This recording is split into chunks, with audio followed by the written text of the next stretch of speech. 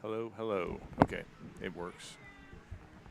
We just had issues with it during volleyball. If it's not, the cord's not in the right spot. All right, folks. Welcome here tonight to the Charlottesville, Indiana, Eastern Hancock High School, as we're set here to watch Eastern Hancock take on South Putnam in what has been a bit of a scheduling change here from our normal Week 5 opponent, the Knightstown Panthers. By the way, I don't think this is loud enough. I can't quite tell. Joe, you're going to have to listen to it and see. Doesn't sound real loud. It's very quiet.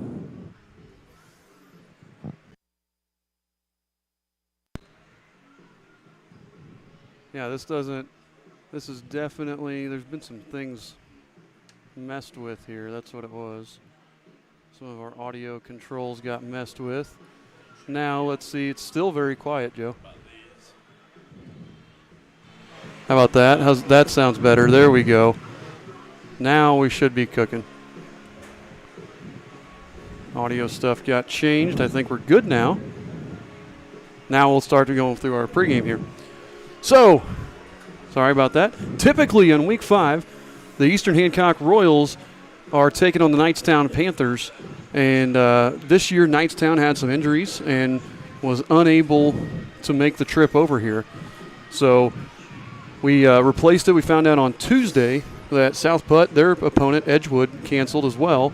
So we were able to pick this game up.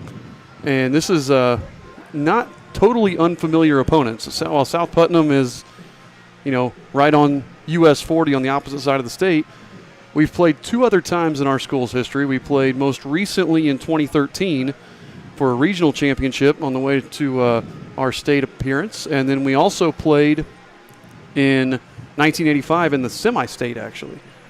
Both those were close games with the Royals coming out victorious. So the Royals are 2-0 all-time against the Eagles. A couple things of note here tonight. The Royals will be without the services of Cole Rainbolt. Cole being held out, precautionary reasons, but he will not be playing tonight. So I think, Coach Knight, you'll agree we'll see a strong dose of Zach Arnold, and probably you can't replace Cole with one guy. Yeah. So I think you'll see a strong dose. Zach will pick up some of the slack, and then we'll probably pick up some of the slack in the passing game. Yeah, that's what I would look for. I think you'll see, Cole normally touches the ball about 20 times a game. You'll probably see Zach pick up about 10 carries. You'll probably see about 10 more passes than normal to try to make up that slack, because one guy just can't do it. On the other side of things, though, South Putnam will be without starting quarterback Wyatt Mullen. Wyatt, kind of a phenomenal freshman.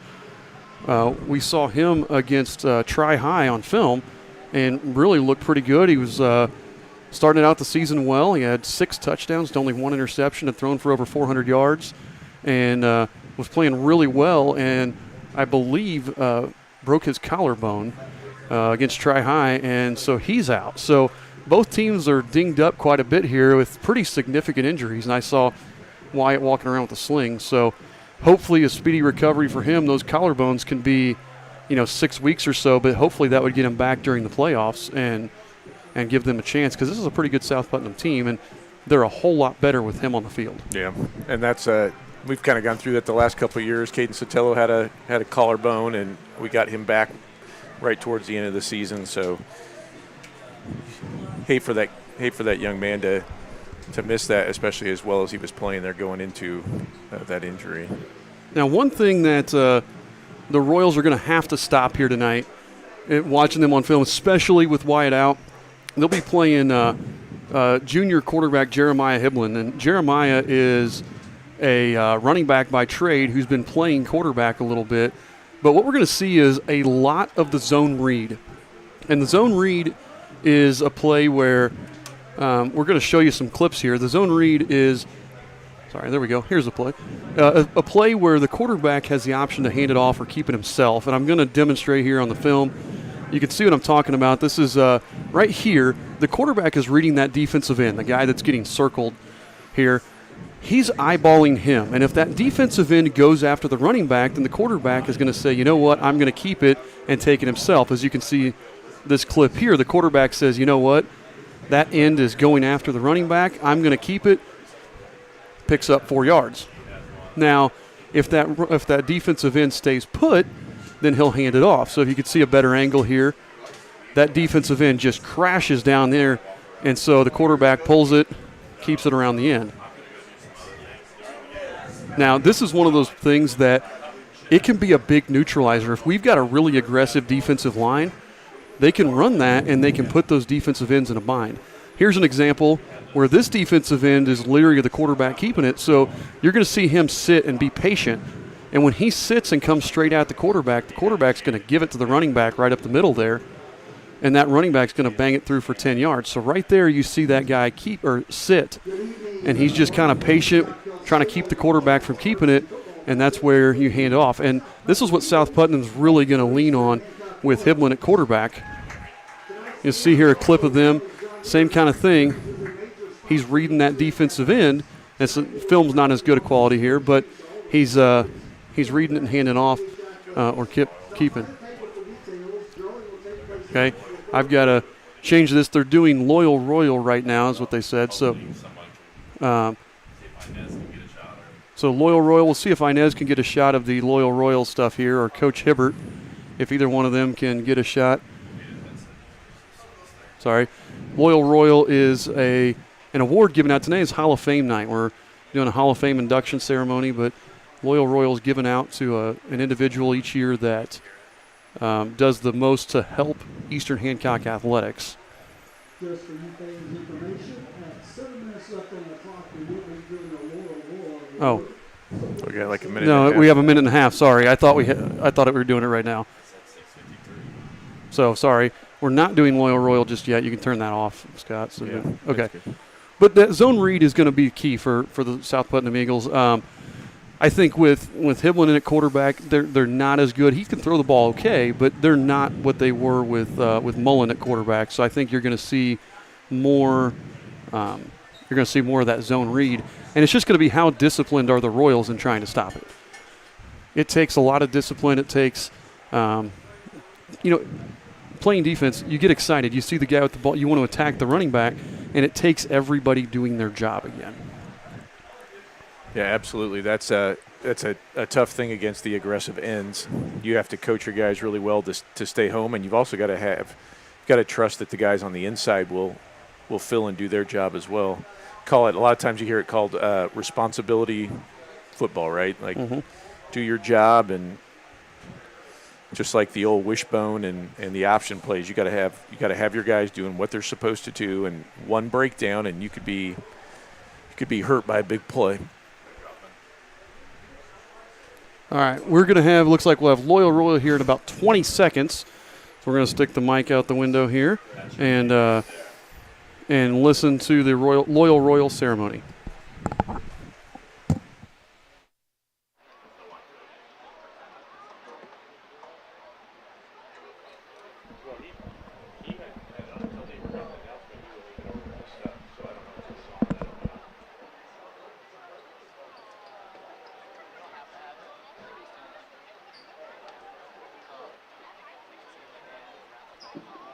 Again, good evening, and at this time we'll announce our 2021 Loyal Royal Award.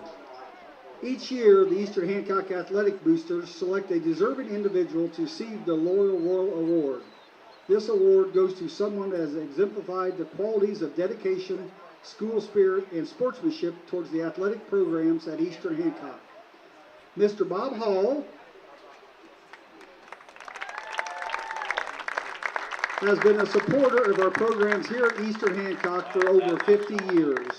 Bob had 2 sons and 2 daughters, 3 grandchildren, and now has a great-grandson that have been part of our athletic programs. Bob has assisted the athletic programs and other school programs, using his welding and mechanical skills to repair football blocking sleds, baseball equipment, repair and build food equipment and carts for the Boosters food tent at the Hancock County Fair, and harvested the FFA's crops that were once grown on school property. Perhaps Bob's most significant contribution was to our football program in 2006 when he created the Anvil portion of the Plowshare and Anvil Trophy that is presented annually to the winner of the Eastern Hancock Knightstown football game. This trophy, one of the most unique in Indiana high school sports, is nearly exact replica made from sheet metal of the anvil his father George used to sharpen thousands of plowshares for local farmers. The trophy was created that little something extra for these rivals to go motivated to play for, and will serve as a visible and permanent ongoing reminder of Bob's dedication to our sports program for as long as this rivalry continues. Thank you, Bob Hall, this year's Laurel Royal, for all you do to support our athletic programs.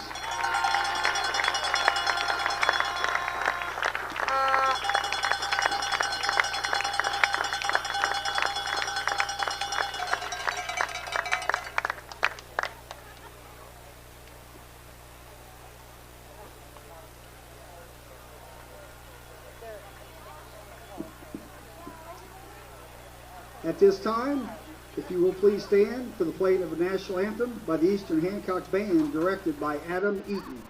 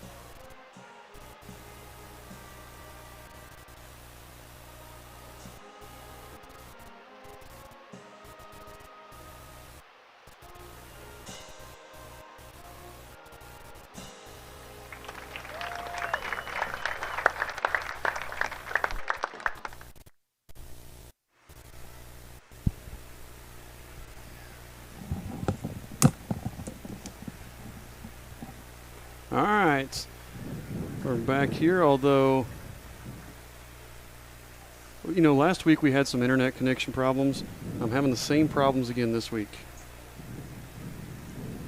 Our tech department assured me that they were fixed, but I am having the same issues this week. No, my up deck is gone. That's what I was talking about. So I'm trying to get some graphics on the screen for you. Scott, you'll have to talk about the pregame while I do this here. All right. Well, so the teams will be taking the field very shortly. We'll be ready for this matchup tonight, this replacement. So both teams had a short week of preparation instead of being able to watch film all weekend, and it ought to be real interesting.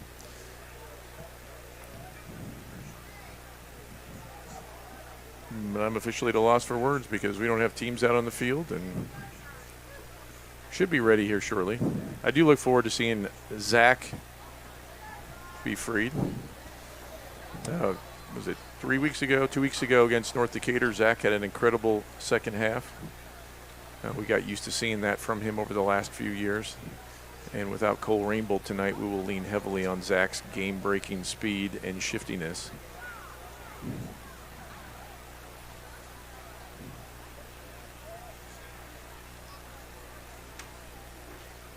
You good, Jody? Is your headset working? There we go. Now we should be back online.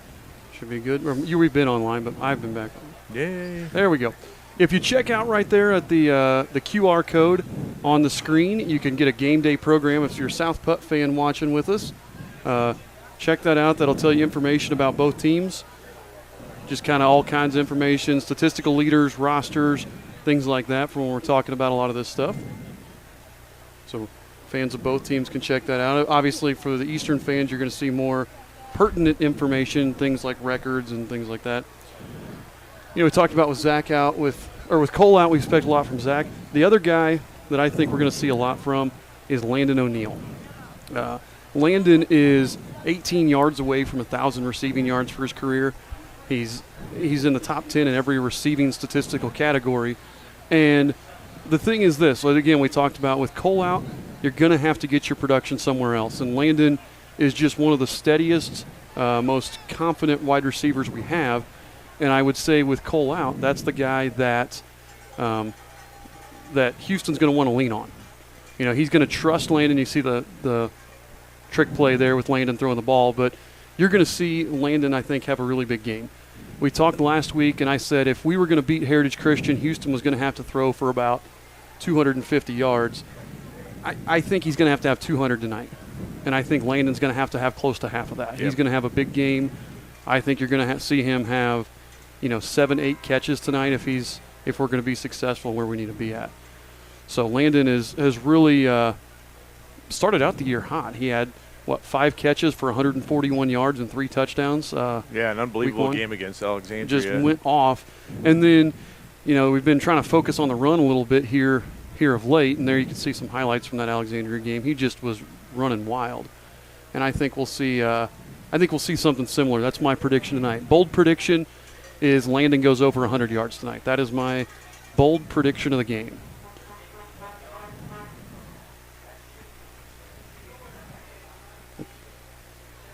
Let's go back to the team here. We want to thank our camera operators tonight. Lloyd Arthur up top doing the team camera like always, but then down on the sidelines we've got a couple of camera operators. We've got Cody Cam like we normally do. Hello. We also have Inez Friddle down there on the sideline working the camera tonight. Inez does not have a microphone. She can just hear us. Hopefully, give us a thumbs up if you can hear us, Inez. There we go. She can hear us. Cody does have her microphone, unfortunately, but hey now. But he can let us know how Cody sounds when he talks here. Cody, talk a little bit, see what the. Yeah, I can hear you guys. Can you guys hear me? Yep. All we can't. right. It's the fans that remember. We can't hear exactly what the fans hear. So. Oh, that's true. I do want to mention some of you are familiar with Inez's work if you watched this.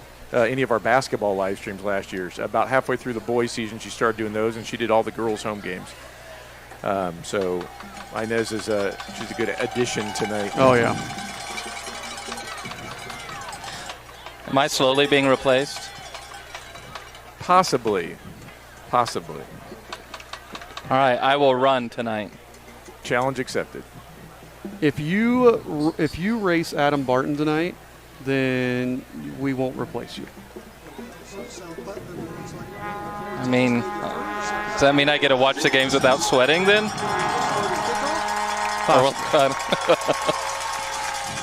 We got up here in the box tonight, I am Michael Gallion. I'm with Scott Knight. Again, Cody Hibbert down on the sideline with Inez Friddle.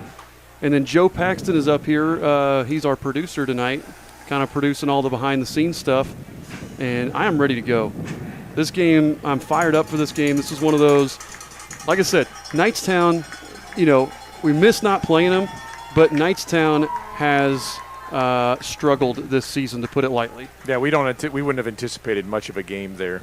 Watching them on film, they have the last 2 games they had not gotten a first down in the first half. So South Putnam, a definite upgrade from the difficulty standpoint there, and that should push us. We need to play better teams.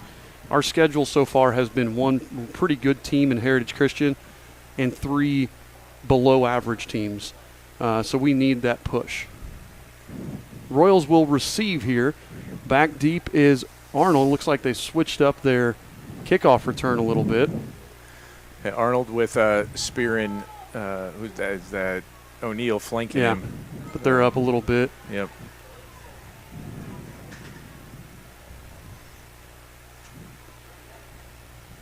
Yeah, pretty compact there. They must have not seen a lot of deep kicks on film. One thing I noticed, the kicking game was kind of odd for the Eagles. They struggled to field kicks last week against Greencastle. That's interesting. Greencastle had a couple of kickoffs, and they seemed to fumble almost every single one.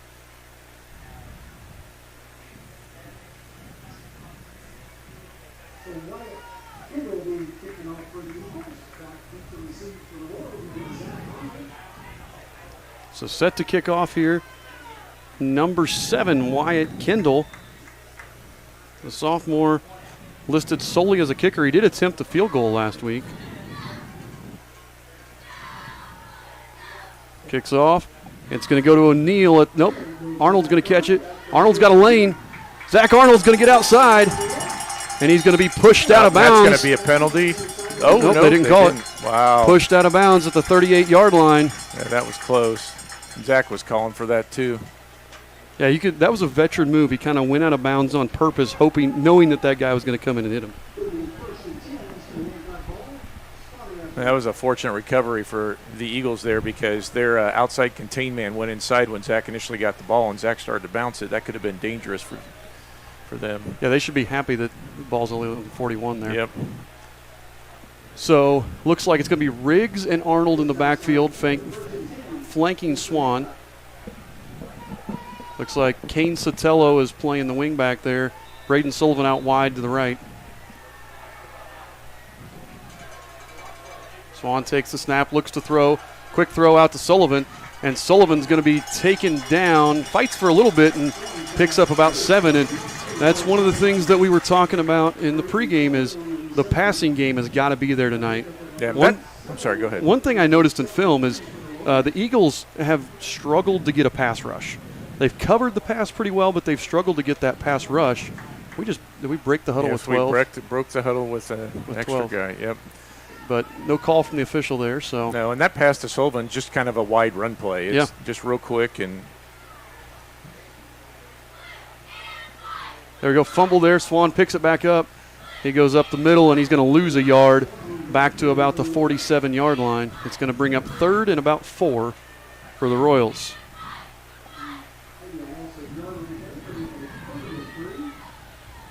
Just not very much push there from the Eastern Hancock Royals, and we saw that last week. We've got to come out. We've got to control the line of scrimmage. That's my other key for victory is we can't let them in our backfield. Well, it was the first time we've seen Zach out kind of in the slot. Yep, twins to the near side. And really, if he just turns around, that's he's totally uncovered. Up the middle to Riggs, and he's going to be just short. Well, yeah, they're going to give it to him. They're going to give it to him. Well, the spot on our side is short. The spot on the far side is. They gave it to him. Yep. They just gave it. You take the generous spot there. So Riggs picks up 3 in the first down, and it'll be first down into Eagles territory at the 49-yard line. So again, I think that was really fortunate for the Eagles, though. Zach standing all by himself with the closest guy about 12 yards off him. Yep. A tight front here from South Putt. Almost looks like a kind of a bear front there as they twisted. Yep. Riggs. And this is something you've mentioned several times, that their D-line isn't particularly strong, and we've kind of hit them up the middle a couple of times already. Yep. Picked up 4 more. Yeah, that was kind of the thing I noticed on film is I'm really impressed with South Putnam's linebackers. Their linebackers are good, but their D-line has struggled a little bit. And you can see right now they're giving up some ground already.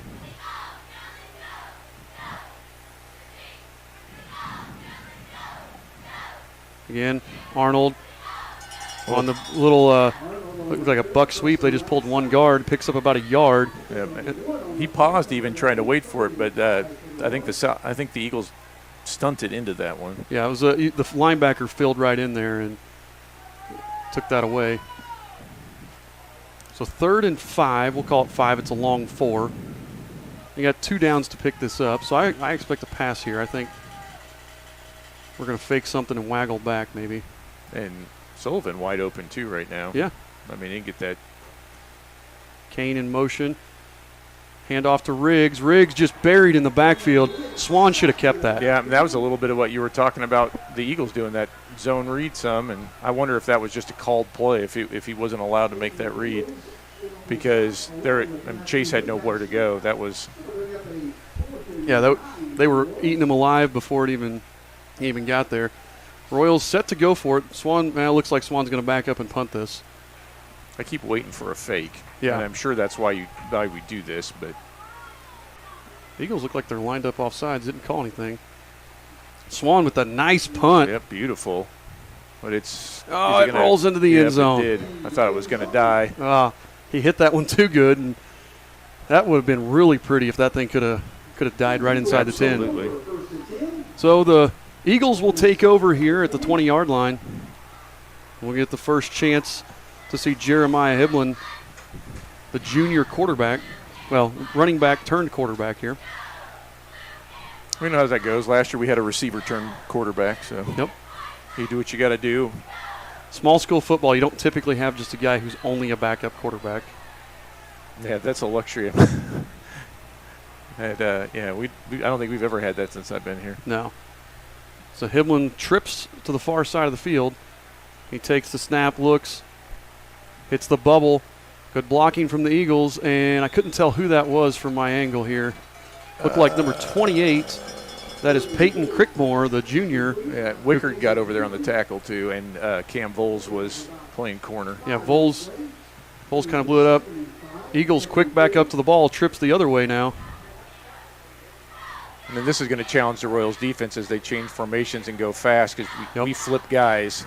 Kane Sotelo just upends the running back there, but after a gain of about 3, it's going to be 3rd and 1 right there at the 29-yard line. And they had a big hole, but Kane Sotelo flies in and makes the play. There's your sling blade. There's Sling Blade. Chopping them down. The running back is number 23, Luke Switzer. He gets the ball, and he's going to lose yardage, and it's Kane Sotelo again. Makes the play, and it's going to be 4th and 1. Well, and they've got some confidence in their defense. Yeah. Either that or they got some confidence in their O-line as we're playing that forefront again. Now they may take a timeout and punt it too. You never know here. No, looks like they're. Nope. Hiblin breaks through. Smitty, Bowman tracks him down. And that's a touchdown saving tackle by Dylan Bowman. Yeah. Here's the replay. Hiblin just finds the running lane there.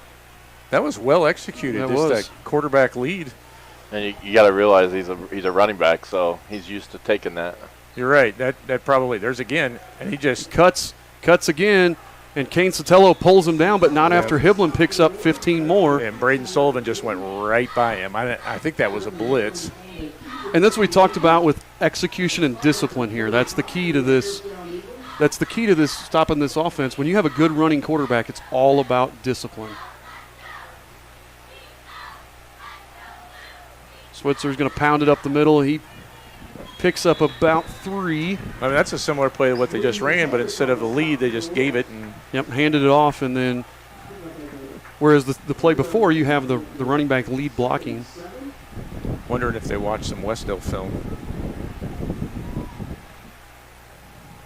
Although Brown hit us last week too, didn't he? Heritage kind of went up the. They kind of went off tackle a little more. So 2nd and 7 here. Everyone takes a snap. He's going to follow Switzer again. Nothing there. He just keeps up moving, picks up about 2. Guess you keep doing it till it gets stopped, right? He just kind of put his hand on the back of the line and just waited for something to happen. We'll call it 3rd and 5 here. Yeah, and it's 2 down territory. I mean, if it was on their own 25, then it's definitely here going in on the 30.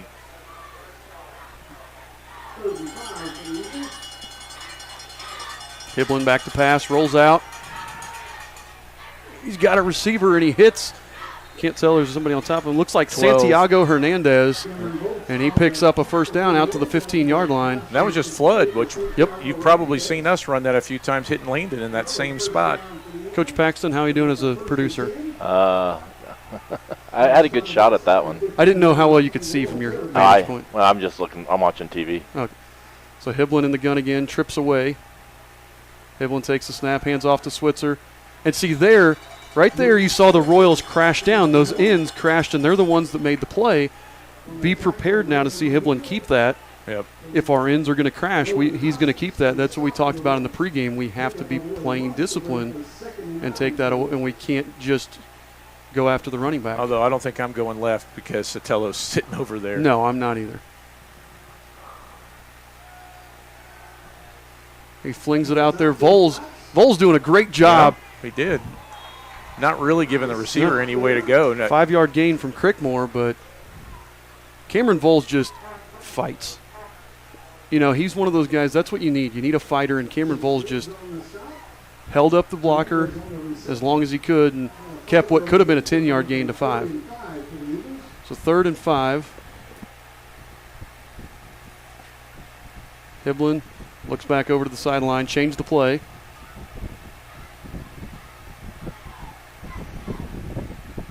Takes the snap. He's going to follow Switzer, and he's taken down by Kane Sotelo again. I keep getting wind in my. It's me. Oh, okay. Every time I turn to update the score ticker, It's because you're the fan. Yes, I'm hogging the fan. First, I thought it might be my heavy breathing, but my mic's turned off. Okay, fourth and 4. What do we got here, boys? Let's see. Defense has slowly improved every single week. What do they got here? 2 receivers to each side. Royals man-to-man. Hiblin looks, throws the fade. And that was a miscommunication, yep. Right there, he threw it to Eli Smith. Eli Smith looked like he didn't know he was going out for a pass. He just kind of ran downfield. Landon O'Neill does a good job not interfering with him, and that's a turnover on downs, and the Royals defense holds. Bend but don't break.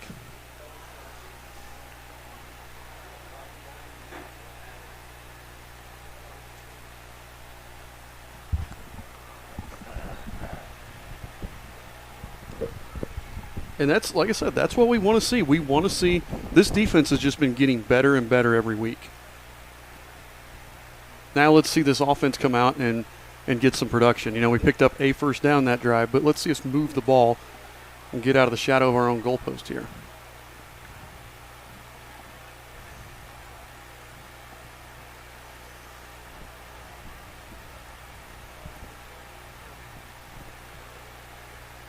The Royals come out of the huddle. Looks like Sotelo's the wing. O'Neill in the backfield with Swan. We are not having the play clock running, or the play clock. The play clock. The ref hasn't started it. No, I'm not sure what they're waiting on. I don't either. That was strange. We just got an extra timeout. Yeah. Still nobody on Zach. Stand up and throw the ball to Zach. Yep, and they like saw that. Now you'll take Zach one-on-one anytime. Yep. And Zach picks up just a couple, but again, you know, he made one guy miss, and that was just recognizing if they're not going to cover Zach, throw that pass every single time. Zach picked up 4 there, make it 2nd and 6.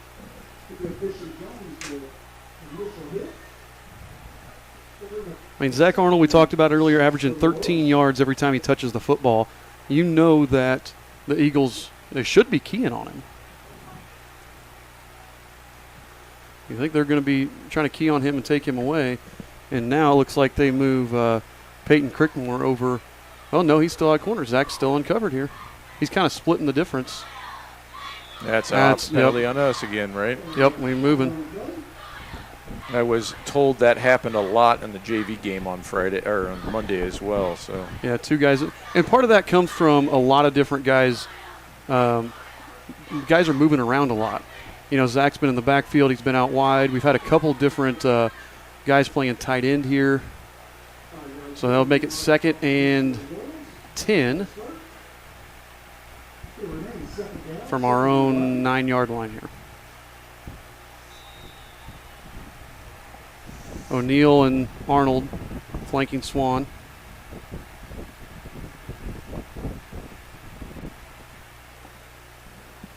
Swan puts Arnold in motion. Nobody's going to go with him. Better widen corner. There it goes. He got him on the wheel. He's got Zach open. Underthrows him, and we drop it. Zach was too wide open to catch that one. Houston's got to get that out a little further, but Zach still should have caught that. That thing hit him right in the breadbasket. 2 mistakes by the Royals here in 2 consecutive plays, and we're on 3rd and 10 from our own, 9-yard line. Oh, man. Quick first quarter so far. Yeah, I was thinking that. A lot of running in those first 2 drives. And you got to wonder, I mean, that's – Eagles just letting Arnold go there, you know. Yeah, I think that's another lack of communication, whether that means that's kids that aren't used to playing or they're not used to seeing Zach in there or what. But that corner was not going to go. Yeah, it's a delay of game. Royals 5 more yards. Well, it'll be 4.5. We were only on the 9. But, again, the mental mistakes. Defense holds, and now we just can't get out of our own way here. Yeah, and they actually called that an offside because we were going to have a delay. Yeah, I mean, the play clock was at 0, so. And that's been an issue all year. Yes, it has. And, again, it's running a lot of guys in and out, playing a lot of different guys here. We're struggling with that. Riggs just came back in. So the Royals 3rd and 15 from their own 5-yard line here. Got to get it out to the 20 for a first down. We got Arnold wide to the right, Sullivan wide to the left. They're still not wanting to get out there. They are not covering Zach. They're not covering him at all. I don't understand this defense. No, it's the don't cover Zach defense. Yep, and that should have been that should have been a PI. Penalty. Yeah. Let me see if I got that one. The camera didn't get turned all the way. Oh, it didn't? No. Yeah, Zach got grabbed, and I mean it wasn't a good pass, and I didn't see what the rush was. I was watching Zach still trying to figure out why you don't cover Zach Arnold. I don't know. They have no idea what they're doing in their coverage right now. No, that's got to be cleaned up quick, or they're going to get torched. But I will say this: you said a lot more passing. We've seen more passing in the first quarter tonight than probably all our first quarters combined this year. And, I mean, if Zach doesn't drop that one, he may take that first one 80 yards for a touchdown. Yep, I agree. Redmond into punt. He boots it deep. Good coverage by Cam Voles. Yep, good tackle. And he pulls down Wyatt Switzer. There's 2 Switzers here. There's Wyatt Switzer and Luke Switzer. Wyatt's the freshman. He returns it out, and the ball's going to be on the 35-yard line here. Good field position for the Eagles. Let's see if we can hold again like we did on the last drive. 2.5 minutes left here in the first quarter. Hiblin with Luke Switzer in the backfield. Trips to the left side. They really have only done 2 formations, trips and 2x2. Trying to spread things out for their inside run game. Bubbles it again. Crickmore reads his block. Should have kept going. He should have kept going. He cuts it right back into Kane Sotelo. Yep, Kane and Cameron. Yep, Cameron's just doing a nice job fighting out there. And again, that's where Cameron didn't. I don't know if he was banged up last week. He didn't play last week against Heritage Christian. He's making up for it. I heard that was a strategy thing. Oh, okay. But he, I didn't know if he was banged up or what. But he's making up for it tonight. He's playing really well. 2nd and 6. Hiblin here. Hands off to Switzer up the middle. He's got some blocks. Big hole, and he's going to pick up the first down where he's drugged down by, looks like Kane and Arthur tackle him, but not after he picks up the first down. Chuck Sorrell, his teams go quick. He actually coached with Coach Echeverria, the former Royal coach. I believe they coached together at Pike. Hiblin keeps it on the quarterback counter, and again, where would we be at without Kane Sotelo? I don't know. That play is too slow developing yes, it is. to have Kane. You've got to do something going at Kane to slow him down, or he's going to continue to wreak havoc. He had 20 tackles in that North Decatur game, I believe. Yeah, and he's probably got 5 already. Yeah, he's on pace. So 2nd and 9. And we just rotate to a cover 3 here as they come to trips. Hiblin hands off Switzer, taken down by Kane again. Well, apparently they think Kane's going to get tired making all these tackles. That's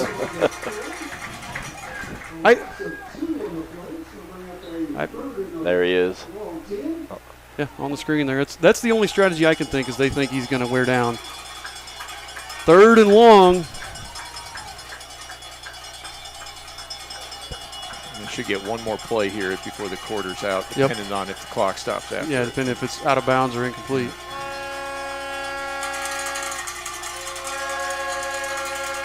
Hiblin takes the snap, looks, throws, incomplete, and we will have one more play here as it's 4th and 10. And you can just see the difference. Hiblin not nearly as comfortable throwing the ball as Wyatt Mullen is. That's a big difference here for these two teams. This South Putnam team went from being very dynamic to very one-dimensional with the the injury to that quarterback. Yeah, and he didn't help himself by not turning his shoulders and coming. He had an open receiver. Yeah, and that's a running back playing quarterback. Right. And Sullivan was coming and kind of forced him to throw it a little bit early. Yep. So 4th and 10 here.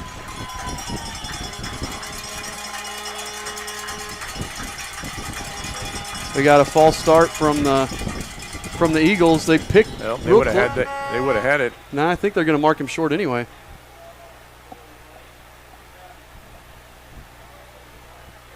Oh, yeah, you got him short by about a yard.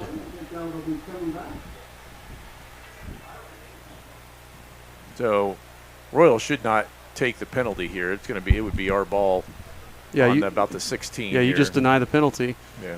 And take the ball. Don't give them another shot. Turnover on downs. Be Royal ball, and we got to get the offense going here. One play here left in the first quarter. I think I'd try to air it out to Zach again. Yeah, see if they cover him. They're not covering him, and right now, I mean, I just don't understand this Eagle game plan. Not keying on Zach and then just running at Kane repeatedly. Yeah, and an unblocked Kane. Yes. Not even with the option to pitch it or keep it or anything. Doesn't seem very sound at this point. Royals offense, though, not helping the case. It's been a battle of defenses at this point. Yeah. I want to thank our timeout sponsor, Double Barrel Woodworks Company. We'll have a commercial for them here in a little bit. Support Eastern Hancock Athletics. So Swan in the backfield. He's got Riggs with him and Arnold with him. O'Neal at wing. O'Neal goes in motion. Swan hands to Riggs. Riggs on the outside zone. He picks up about 4 yards there, and then that's going to be the end of the first quarter with the score: Eastern Hancock 0, South Putnam 0. And what you said has been a battle of defenses here. Got a few score updates. Shenandoah's leading over Westdell in the MEC conference play, 14-0. Heritage Christian is leading 7-0 over Cecina in the first quarter. And who we play next week, Milan, is leading New Miami, Ohio, 7-0 in the first. We want to thank our family sponsors here. Those are all the people that have donated money to the Eastern Hancock Athletic Department to help with various costs around the athletic programs. Last year, we made over $9,000 from family sponsors stepping up in a year with COVID issues and lots of cancellations and lots of limited attendance. And our family sponsors just did an awesome job of stepping up and keeping us going when so many other schools were struggling. If you're interested in becoming a family sponsor, you see the link at the bottom of the screen, tinyurl.com/EH Royal Pride.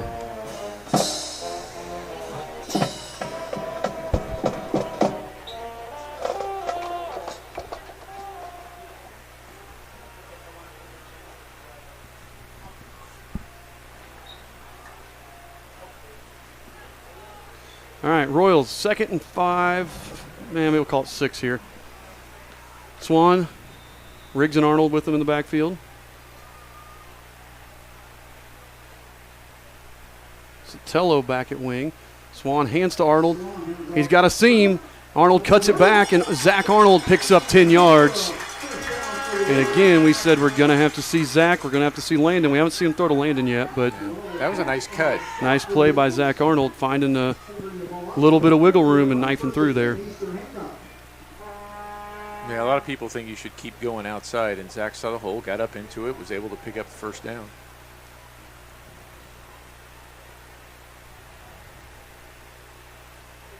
Zach in the slot now. Riggs in the backfield. Sends Arnold in motion. And actually, that was a... They motioned forward. He was moving forward. That was some Canadian. No, nobody covered him again. No. I am baffled by this. I am absolutely baffled. Yeah, you've got to have a corner bounce or a safety come over or something. It's not making any sense at all. Swan is going over to the coaches and probably suggesting what he wants them to do here. It'd be smart to listen to your 4-year starter who's used to throwing those deep balls to Zach.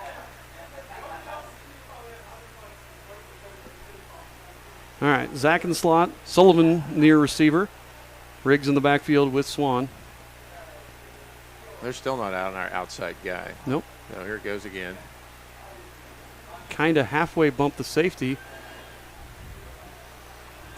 Swan's going to run it, and he's going to be taken down. He's going to pick up 10, and we'll call it 11, and it'll be 2nd down and 4 from the 36-yard line.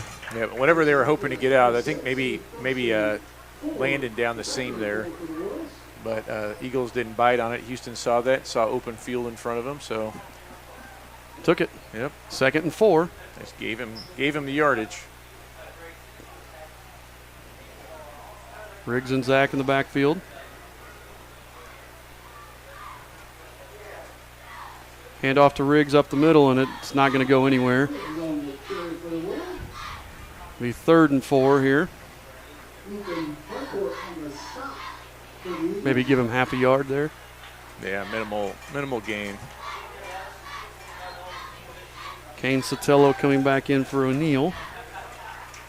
They've been doing a little pass run substitution. If you've noticed that, typically when they put Kane in, they're running behind Kane. When they put Landon in, they're looking to throw or running the other way. So expect like a buck sweep here to our side. Zach would be set up for that, and there it is. Yep, there's the buck. And Zach's there's going a to pop it. touchdown. Oh, They go- man. Track him down. Crickmore catches him from behind, but Zach Arnold takes the ball out to the 42-yard line. Wow, you don't see very many people come flying at Zach like that. Crickmore speeding downfield saves a score for the Eagles. Very similar to what Bowman did for us earlier in the first quarter. So Royals in South Putt territory again. Again, Arnold doing the heavy lifting. He and Riggs in the backfield. Kane goes in motion. Swan hands off. No, keeps it. Swan. He's not going down. No. Here's, one thing that South Putt is not swarming. No. One guy gets there, and they've got 5 or 6 tacklers standing there, or 5 or 6 defenders standing there just watching. Yep. And they're all hitting them up high. Yeah, this is, this is a very similar team to North Decatur. Looking at them, they're making too many mental mistakes. Yep.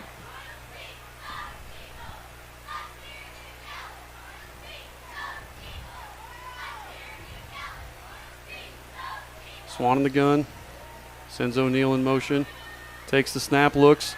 He's going to throw the slant to Sullivan, and Sullivan, pass was low, but Got to sit in that hole before you cover yourself up again. yeah, you got to know, and again, we've talked about it a million times, you got to find the holes in the zone and sit in them. I know that's a slant, but you can't keep moving in zone coverage. You got to find the hole and sit down. Right. And some of that's just reps, I'm sure. Yeah. Saw Houston just pat Braden on the head, and next time. Yeah, you got to keep him in the flow of the game because you're going to need him. Arnold again. Arnold gets It's a face mask. There it is. There we call it. And that was an unnecessary one. They had, of all the buck sweeps, they've had that one stopped.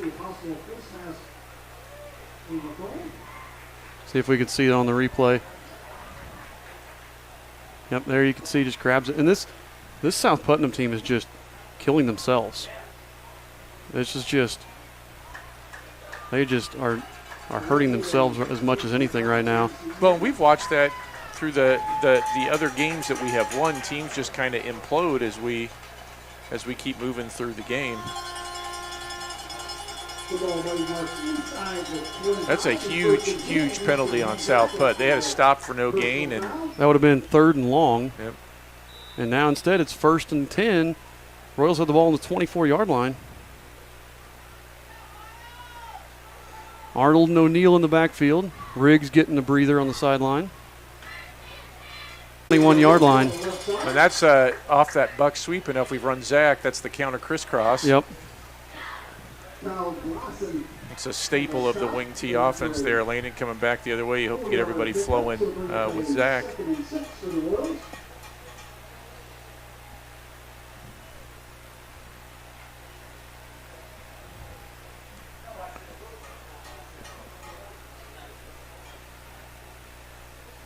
So 2nd and 7 here for the Royals. Yep, the Royals threatening for the first time tonight. O'Neal, the lone back in the backfield with Swan.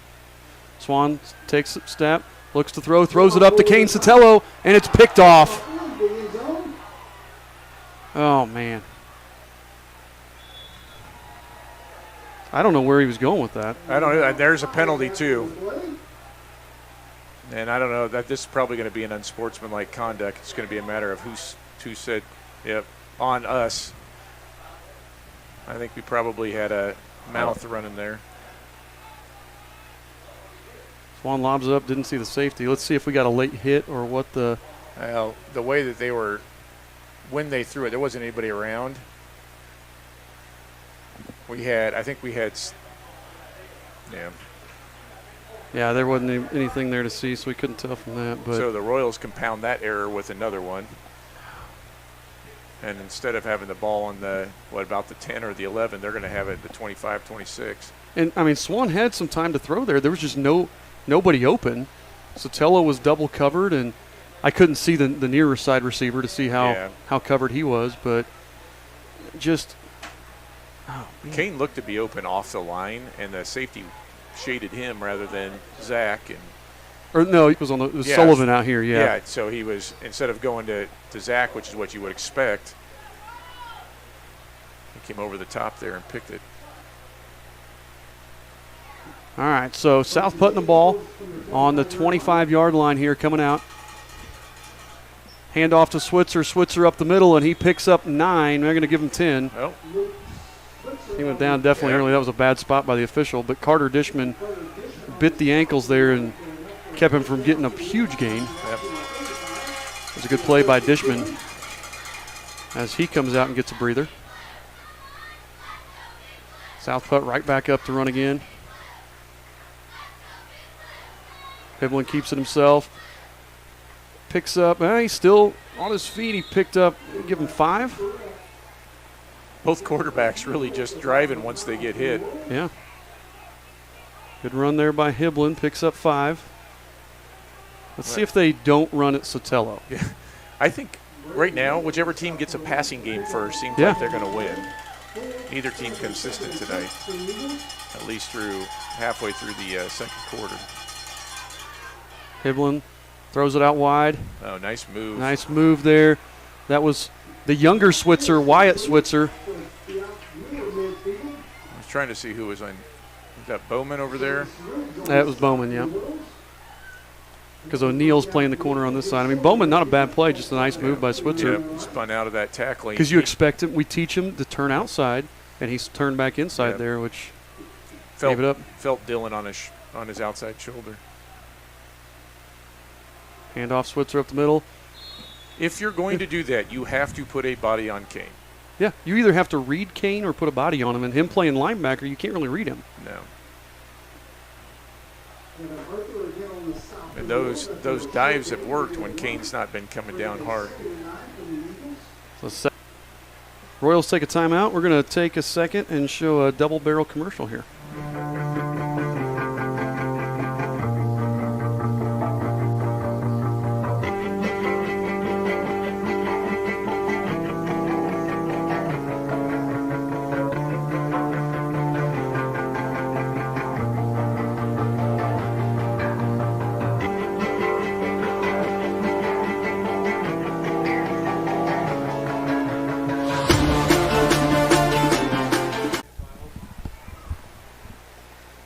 Here, folks.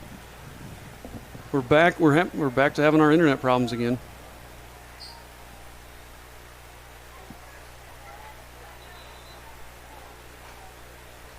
But it looks like we're back.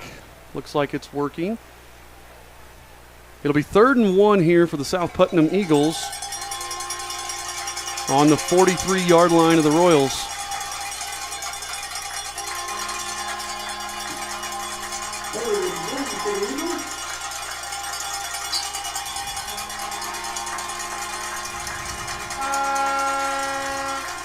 Hiblin takes the snap, keeps it himself, jukes out Wickard, and he picks up the first down and then some before he's pushed out of bounds about the 33-yard line.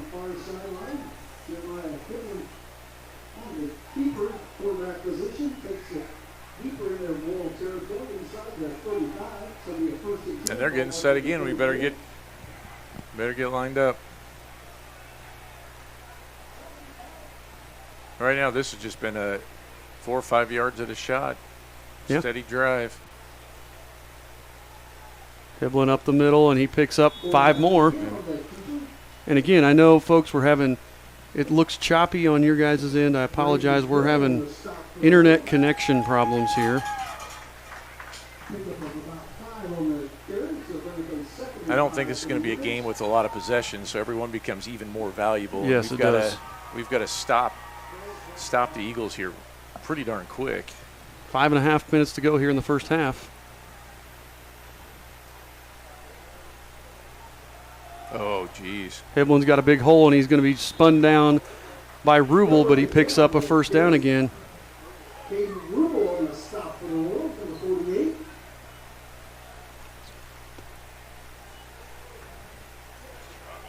They're set, ready to go again.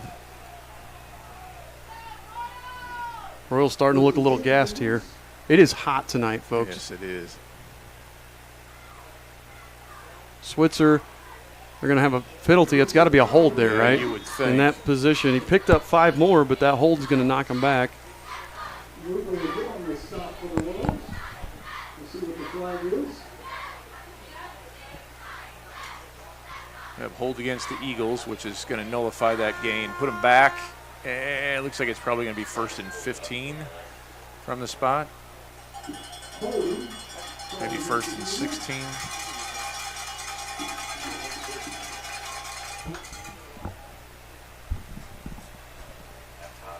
We're back to the 30. Like it's off. Oh, man, maybe even 18 at this point. Costly penalty for the Eagles.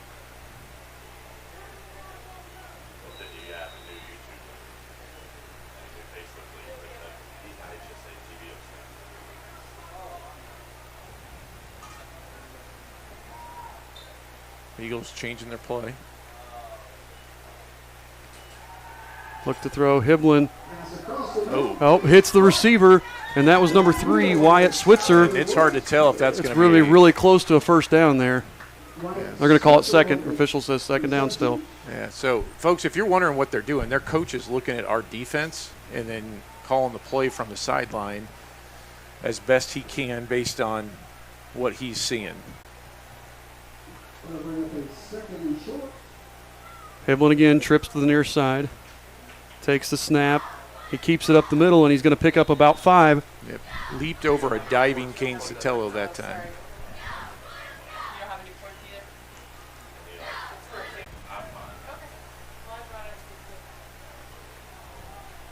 We're going to move over to a 2-by-2, and We're completely off again.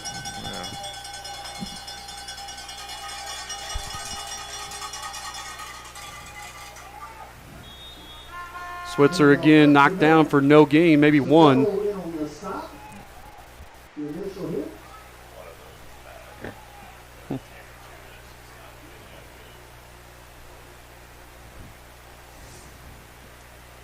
a 2nd and goal from the 9. They're just inside the 10. And the Eagles have struggled when they've got down in red zone area. Royals defense has really stepped up. Yep. Little boot, he got it. Nope, couldn't quite put the ball on it. Good defense. Ashton Smith covered that up. They saw that on film. They ran that last week or the week before. And Smitty was right there and saw it coming and sniffed it out. And it's going to be 3rd and goal from the 9-yard line. That's who they've held it so far. We'll see if they can keep it up here. This may be the biggest play of the game to this point. 4th and goal from about the 7.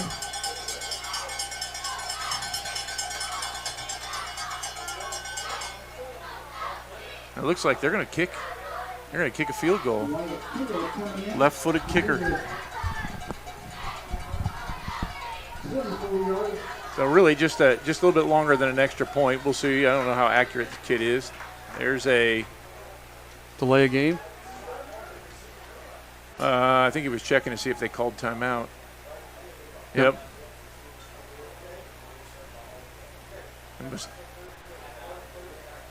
So that's a fortunate break for the Eagles. Yes, it is.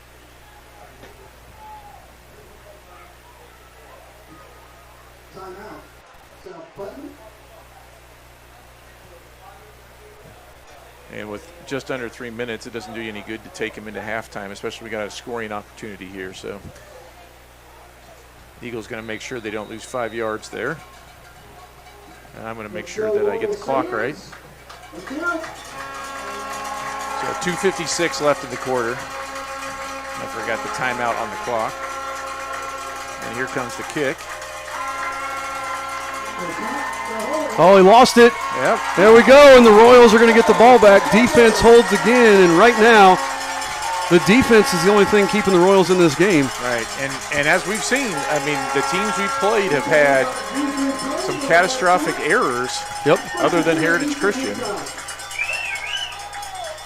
So misplayed ball there by the. I couldn't tell if it was a bad snap, but I know the hold didn't make it. Ball was never placed up. And a second or third missed opportunity for the Eagles. The Royals defense comes away unscathed. Yep.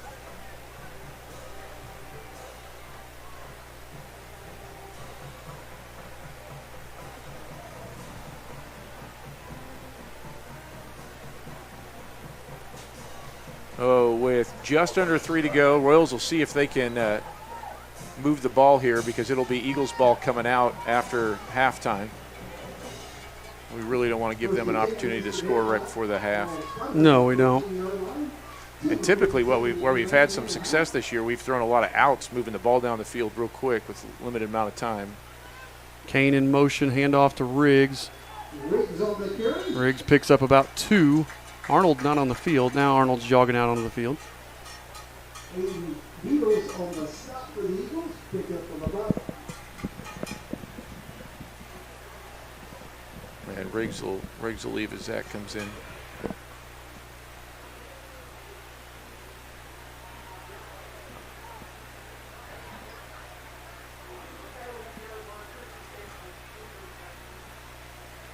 Royals 2nd and 7 here. Arnold and O'Neal in the backfield with Swan. Handoff here, counter to Arnold. Arnold's going to cut it back. Nowhere to Nothing go. to go. No. Timeout called. Yep, timeout South Putt as Arnold maybe lost a yard there. Yeah, and this is South Putt's second timeout. South Putnam Eagles will be their second.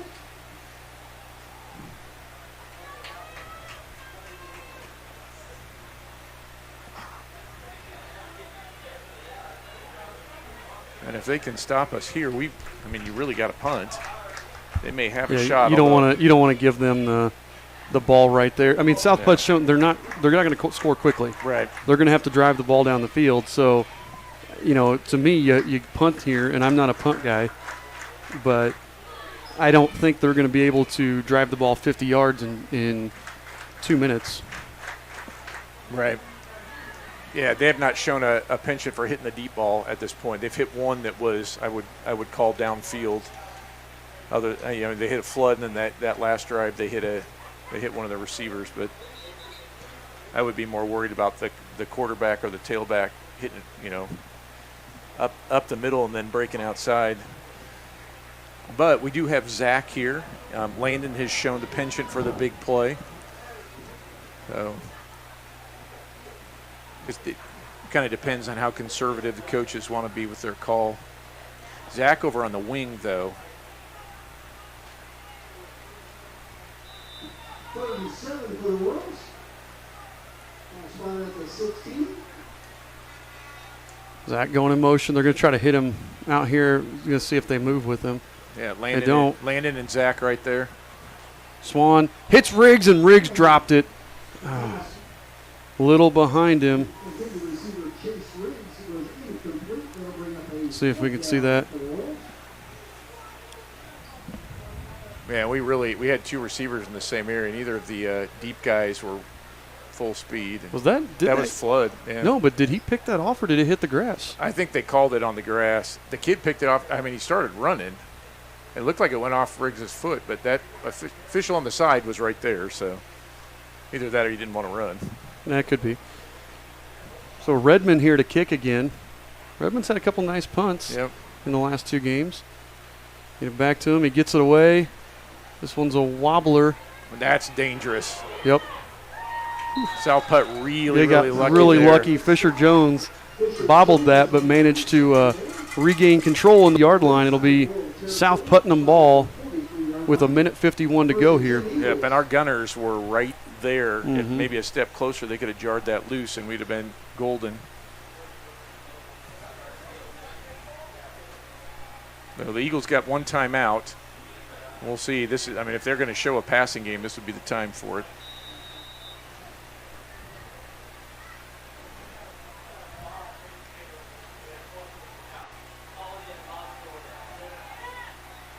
Throws. Well, that was interference. Yep. Interference. Yep. That was.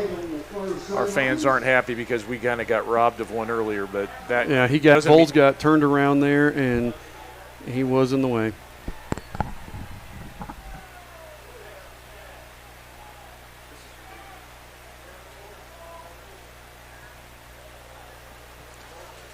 Hey, Joe.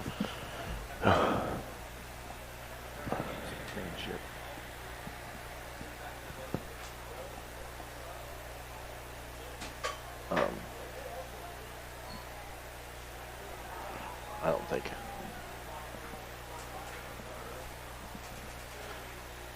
Let me see.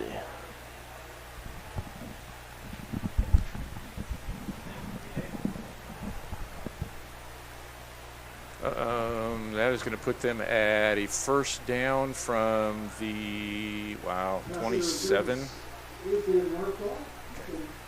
ball down to about the 28-yard line in first and 10 Eagles, 146 remaining in the half.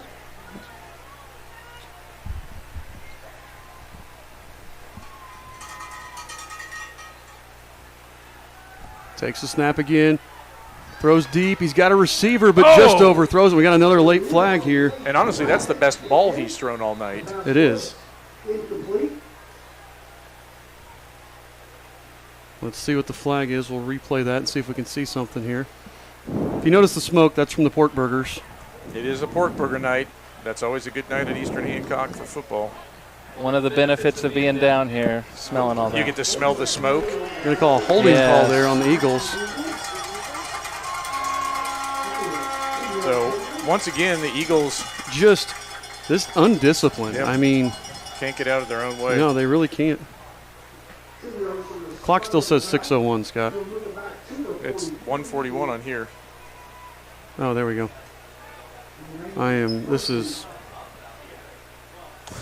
I'm telling you guys, the internet is bad, and our tech people keep telling us it's fixed.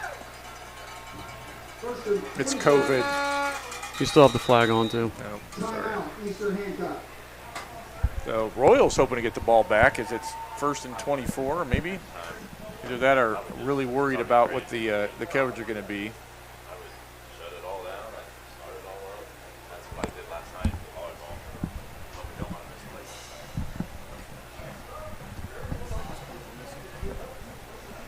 So we're still efforting to make sure we give you the best broadcast that we can. My partner is getting all techie, trying to troubleshoot what we've got here. We may have some ideas for fixes coming up.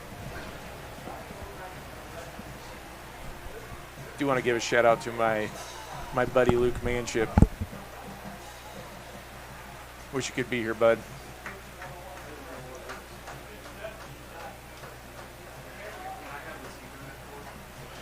Yeah, I mean, I'm not even using it. I got it unplugged. So we're looking at first and 24 if the scoreboard's math is right. And the Royals got 4 guys deep. Minute 41. I mean, they could still throw underneath. The Eagles could and try to pick some stuff up. I don't know if they're ready to go way deep at this point. They do not want to give it back to us before halftime. They may be looking for a draw or that quarterback lead at this point. Eagles with one more timeout. He just chucks it deep down the sideline. And they're going to call a pass interference on Landon. Yep. And they were hand fighting all the way They down were. there. The difference there, I know it's not part of the rule, Landon never looked back for the ball. He did not. And I don't know if you guys can hear our fans outside. That was legitimate pass interference.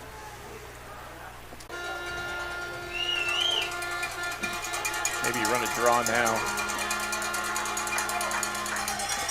And there it is. Got nowhere to go, but somehow breaks free. And Hibble was going. Landon trying to stop him, and does. And Nope, he fumbled the ball. And it's Jumped on by it's either Voles. out of bounds or Royals ball, one of the two. Voles jumped on it. Are they going to call him down? Yeah. No, the ref's calling him down back here at the 44. I don't know. Eagles about blew up again. Good hustle play by Bulls.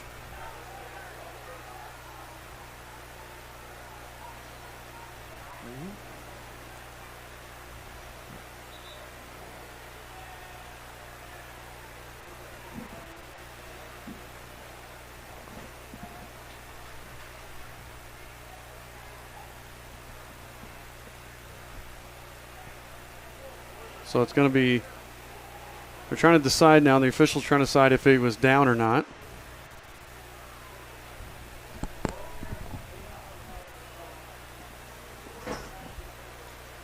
So we know we're in and out, folks, if you're picking us up.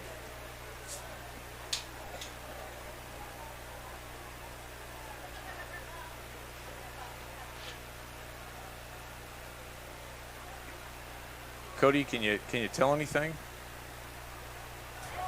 You know, I think, like you said, they're trying to figure out what's going on here. Was he out or was he not? So they're going to call him. They're going to call him down.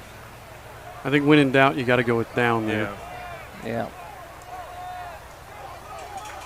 So second and forever from the 44-yard line.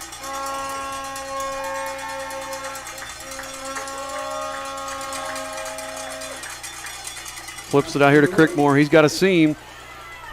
He cuts, and then Kane Sotelo tracks him down again at the 20-yard line. 1 minute to play now.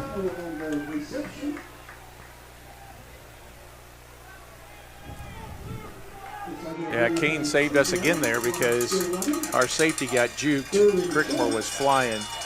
Aaron Redmond's in at safety there. Yeah, I saw that. Hoskins with the tackle, but not after the first down. Logan Hoskins on the stop for the Royals.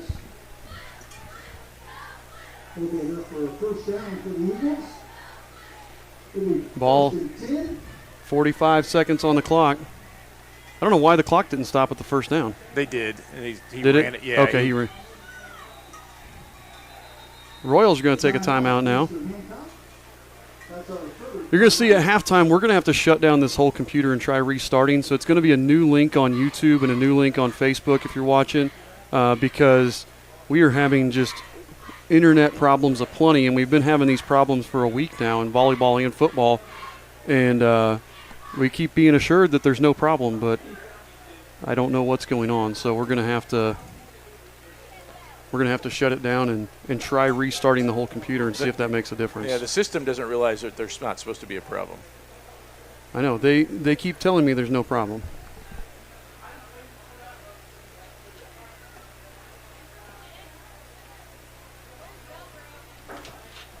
If you're a Royal fan, got some alumni playing for Anderson. They go up to Alma, Michigan tomorrow. And I think that's live streamed tomorrow at 6. So if you want to see how some of our former players are doing.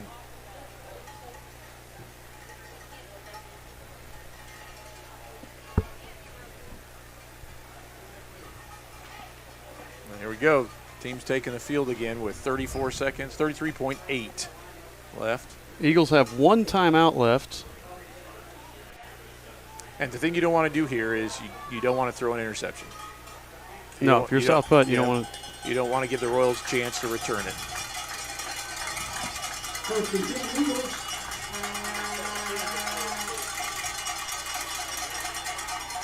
Like that? Oh, Yep. I thought Landon was going to undercut that. I didn't realize it was quite as wide as it was. Yep. And that was a late ball. The receiver was open quick, and I actually think when Landon came up, I think the guy then. But again, we've said several times.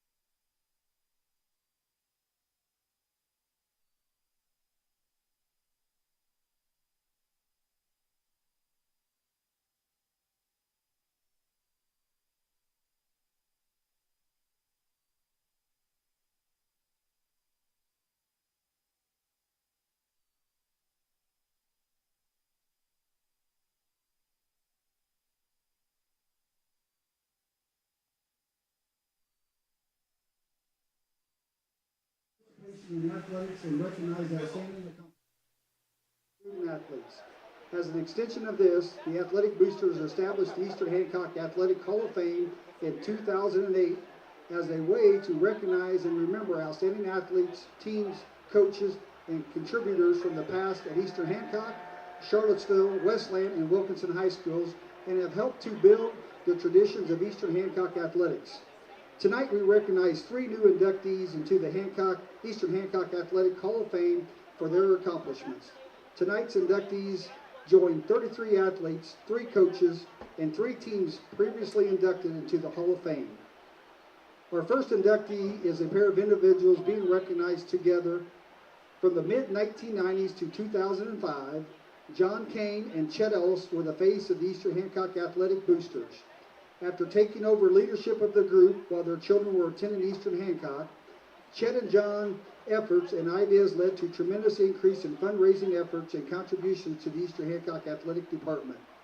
Chet and John started the annual 3-on-3 basketball tournament, which continues to be held each spring, established the Athletic Boosters as the lead organization to the Eastern Hancock Boosters food tent at the Hancock County Fair, and started the corporate sponsorship program that gave sponsors recognition in the game programs at Varsity sporting events. With the increase of funds raised by the boosters under their leadership, large contributions were made to the athletic department to fund many needs, including construction of the new dugouts on the old baseball and softball fields, and the construction of the concession stand and restroom building at the football field that is used today. Chet is retired and lives in the area, supporting his 5 grandchildren that now attend Eastern Hancock schools. John passed away in 2019, supporting his 3 grandsons and now becoming involved in athletic programs here at Eastern. Chet will accept his recognition John's plaque is being presented to his wife Julie and daughters Beth and Becky. Let's give them a round of applause.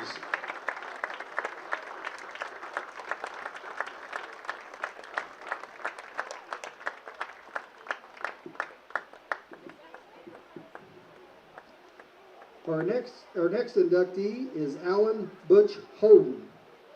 Alan is a 1963 graduate of the Charlottesville High School. Alan is the only athlete to receive 13 varsity letters in 16 seasons during his high school career. While at Charlottesville, Alan excelled in track, cross country, baseball, and basketball. Alan set 4 school records in the 440-yard run, 880-yard run, and mile run and the mile relay. These records remain standing at the time the school consolidated into Eastern Hancock. He was the first Charlottesville and Hancock County runner to win the mile run at the Hancock County Conference meet 4 times. Alan also set Hancock County Conference meet records in the 880 mile and mile relay. Alan's record time in the mile run would convert to a time just slightly faster than the current school record in the 1600 meters, today's equivalent distance. This time was set as a cinder track rather than today's much faster all-weather track surfaces. Allen is the only Charlottesville runner to win the Hancock County Conference meet 3 times in cross country. He set the course record at the conference meet and led Charlottesville to the team championship in 1960, 61, and 62. Allen also earned 3 varsity letters in baseball, leading the team in batting average as a junior, and 2 varsity letters in basketball, where he was a double-figure scorer and named to the all-tourney team at the holiday tournament his senior year. Following graduation, Allen moved on to Western Kentucky University, where he ran on the track and cross-country teams. Western Kentucky was recognized as the #1 cross-country team in the South at the time. Allen earned 4 varsity letters in both track and cross-country, along with the All-Ohio Valley Conference recognition in both sports. He was Ohio Valley Conference champion in the 880-yard run as a senior at Western Kentucky. Currently, Allen continues to carry his passion for running and the desire to pass this on to youth, as he is in his 35th season as a cross-country coach at Pendleton Heights High School. Under Allen's leadership, his teams have been Madison County champions 15 times, sectional champions 9 times, regional champions 6 times, and have made 23 semi-state and 4 state meet appearances as a team. He has also coached 10 individuals to state meet appearances. Allen has coached 1 individual state champion in 2005, 7 all-state runners, and 40 state meet participants. Allen has been recognized as all-conference coach for this year for the 15 times. Let's give Allen a round of congratulations and applause.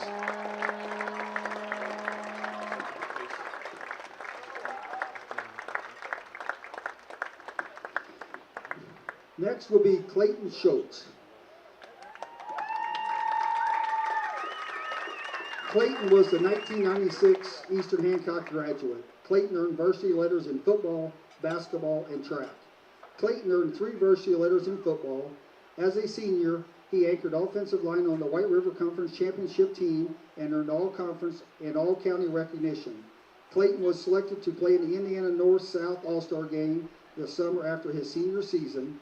Clayton went on to play football at Joliet Junior College. For his accomplishments as both player and coach, Clayton, number 79 jersey, has been retired. Clayton earned 2 varsity letters in basketball. He was the 3rd leading rebounder in Hancock County as a senior. Clayton also earned 4 varsity letters in track. Clayton excelled as a junior and senior, where he was Hancock County champion in the shot put both years and conference champion in the shot put his senior. Clayton brought his passion to the Eastern Hancock athletics and youth back to us around the year of 2000, becoming an assistant coach in football and basketball programs, then later coaching the track program. It is these roles where Clayton made the greatest impact on this community and the young men in our school. By the fact that Clayton coached 3 sports and have a large number of participants, it could easily be argued that Clayton had an influence in more Eastern Hancock student athletes than anyone in school in the past 20 years. Clayton was an assistant football coach from 2000 to 2019. He served in several roles, including offensive line and defensive line coach, head JV coach, and defensive coordinator. Clayton was an assistant coach on teams that won 4 conference, 5 sectionals, 1 regional, and 1 semi-state championship, and a state championship game appearance. Clayton coached 8th grade basketball from 2000 to 2019. Clayton teams always improved from the beginning of the season to the end and won many tournaments. Clayton was also part of the varsity coaching staff, including the Final Four team in 2003. Clayton's greatest coaching accomplishments have been on the varsity track team. After several years as an assistant coach, Clayton served as a varsity coach from 2011 to 2019. Clayton had a 45-12 career record in dual meets, including 4 consecutive undefeated seasons in dual meets from 2013 to 2016. Clayton coached 4 conference championship teams, 17 individual event conference champions, and 10 individual county champions. He also coached 2 individual sectional champions and 31 regional qualifiers. 6 school records set during Clayton's tenure as head coach remain standing. It would be difficult to find an individual more dedicated to Eastern Hancock than Clayton Schultz. Unfortunately, we lost Clayton to cancer in 2020. Here to receive his plaque tonight is his parents, mother and father, Doug and Sheila Schultz.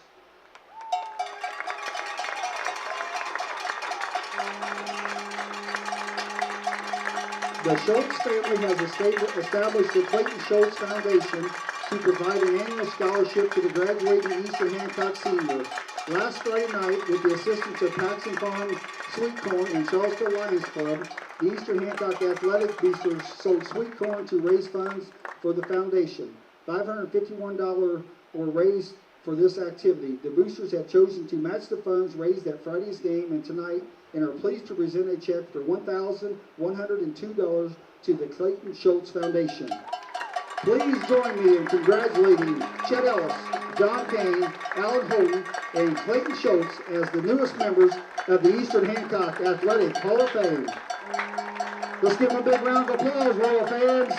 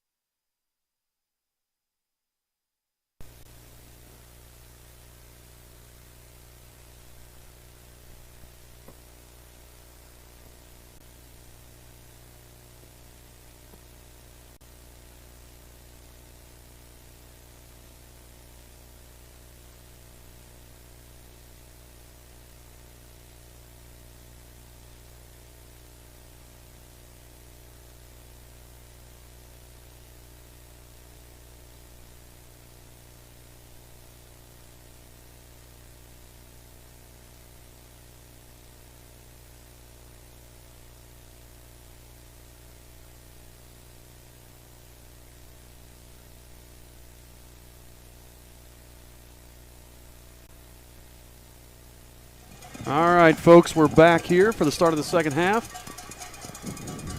We did restart, so you may notice there were different links and stuff like that. We had to restart our whole computer, and we'll see if this makes a difference with any of our videos here in the second half. The South Putnam Eagles currently leading the Royals 7-0. They scored. They punched it in on a little waggle pass right before, or a little boot pass right before the end of the halftime. Let's try. Coach Paxton wanted a replay here, so let's try a replay and see if one of them worked. No. Oh, there it is. Yep, replay works. His replay's working. Yes. Yeah. So replay is working. We're trying to figure out some of our other things dropped as we did that. So, well, they're having trouble with the clock now too. Is that on Wi-Fi as well? The clock is on Wi-Fi as well. Because I just heard the PA announcer say that they were having trouble because the refs were winding the 3-minute clock. So that's, I mean, again, that's telling me that there's something with our network that is that's having some problems. Now they just got it to start, so I'm guessing it's something there. Okay. So, fortunate for us because we got some time to warm up again. Yep. Like I said, I'm curious to see what kind of adjustments this team makes, both teams make coming out in the second half, because the Royals defense, I don't think you could have asked for much more out of those kids. No. Defensively, they held twice at least inside the 10. They gave up that touchdown there at the end, but you can't just put your defense in those positions time after time after time. Right. So the Royal defense really, and we've said this, every week they're getting better. And I know you may not have noticed it last week getting beat 35-0 by Heritage Christian, but they were better than they were the week before against Westdell. Right. You're just talking about a pretty good Heritage Christian team and a pretty bad Westdell team. There's going to be that difference there between those two teams. And tonight you're seeing the fruits of those guys, working and putting themselves in the right position. We've got to kickstart our offense. So I'm just watching some of the talking down the sideline, and it's involving Sullivan, so that may be something. I think if I were them, I would go right back to Zach. We missed him twice. Well, Zach dropped one, and then we missed him on another one. But Zach was getting open. They weren't adjusting to it at all. No. And I think, like Mike, I agree with you. The defense played pretty well. I think the only thing South Putt can do is hope to stay away from Kane. Yeah. If they can, they keep hitting us up the middle, and we've done a decent job with that. But my concern would be the offense, who moved the ball a little bit, but really nothing consistent. And that's several weeks where the first half struggles are now 5 weeks in. Yeah. So we have, fortunately, is our 3 wins, we've shown better in the second half. So we'll see if that trend continues. And like you said, I think, Arnold, getting him involved. The one drive we had that went really well, it was Arnold running buck repeatedly and a couple of quick passes there. And I think we got to get back to that, getting him the ball. And if we're gonna play well, I think, we're going to have to ride him a little bit more. Yeah, and it wouldn't shock me to see them run Houston some, although I'm not sure. I think probably Houston running as a broken pass play is probably – it's probably better than a designed run with Houston. You wouldn't think not quite as many hits when he's getting tackled 10 yards downfield as opposed to running up the middle of the line. Well, and you're usually getting tackled by a guy instead of 3 or 4 guys and getting rolled up funny. Yep. Score of note here. Second quarter, Centerville 48, Tri-High 0. Wow. I just saw that across our ticker at the bottom there. So South Putt played Tri 2 weeks ago, defeated them 29-13, I believe. It was a 2-score game, so be interesting. I think I would onside kick this. As you said, defense been playing fairly well. Or, you know what? I am pooch kicking it to the 35-yard line. There's a giant hole on the 35-yard line over there. And number 55 is the closest guy.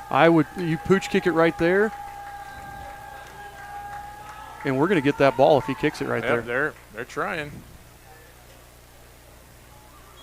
So That took a friendly bounce for the Eagles, or else that could have been really bad. And there was really good communication there.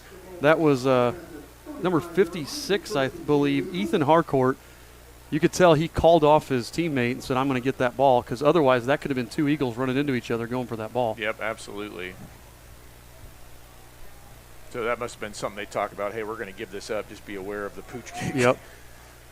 All right, so Hiblin, again with Switzer next to him, trips to the near side.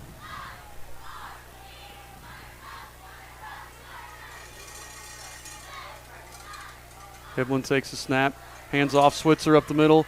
He's drugged down from behind. It looked like that was Arthur, but he picked up about 3 or 4 before he got, let's say 3, before he got drugged down there.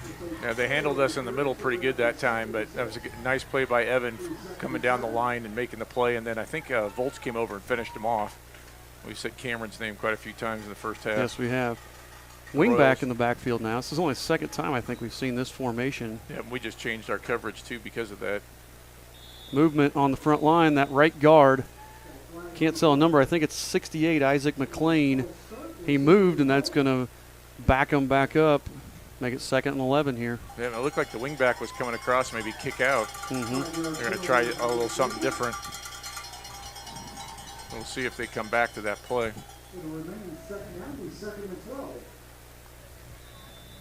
We'll call it 2nd and 12 here.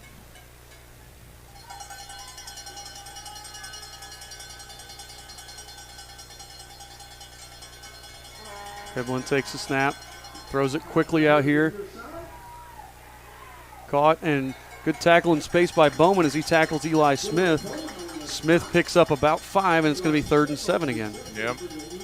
And that we talked about last time, spinning inside got him away. That time he should have gone outside. Yeah. Kind of covered himself up. Well, and it was a real wobbly pass that took a while to get out there. I think part of that he had to come back to the ball a little bit more. Yeah. And I figured it out. I was trying to diagnose Hiblin's throwing style. He's sidearm. Yeah. Again, another false start. Same guy. That was Isaac McLean again.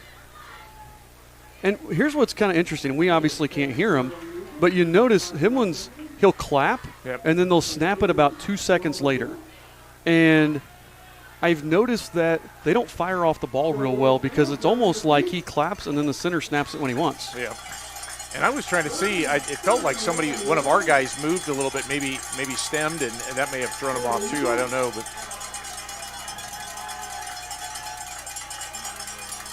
big play for the Royal defense. Hiblin gets pressure, slings it out there. O'Neal Good nearly effort by picks it O'Neal. off. Yep. Great effort by Landon. And that could have been an offensive pass interference there too.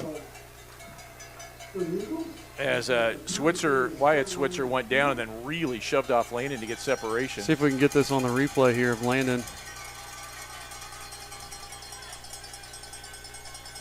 Nearly got that pick. Yeah, well, he laid out for it. We got Zach and Landon back. Zach the more dangerous, but Landon I think really underrated. And what did you call him? The Human Torch? That's Landon, the Human Torch. Human Torch. Bunch punts it. They're going to give the Torch a chance. He's going to let it go. And it's going to go out of bounds just inside the 30. Call it the 27-yard line where the Royals will take over. And again, defense holds. Let's see what this offense can do.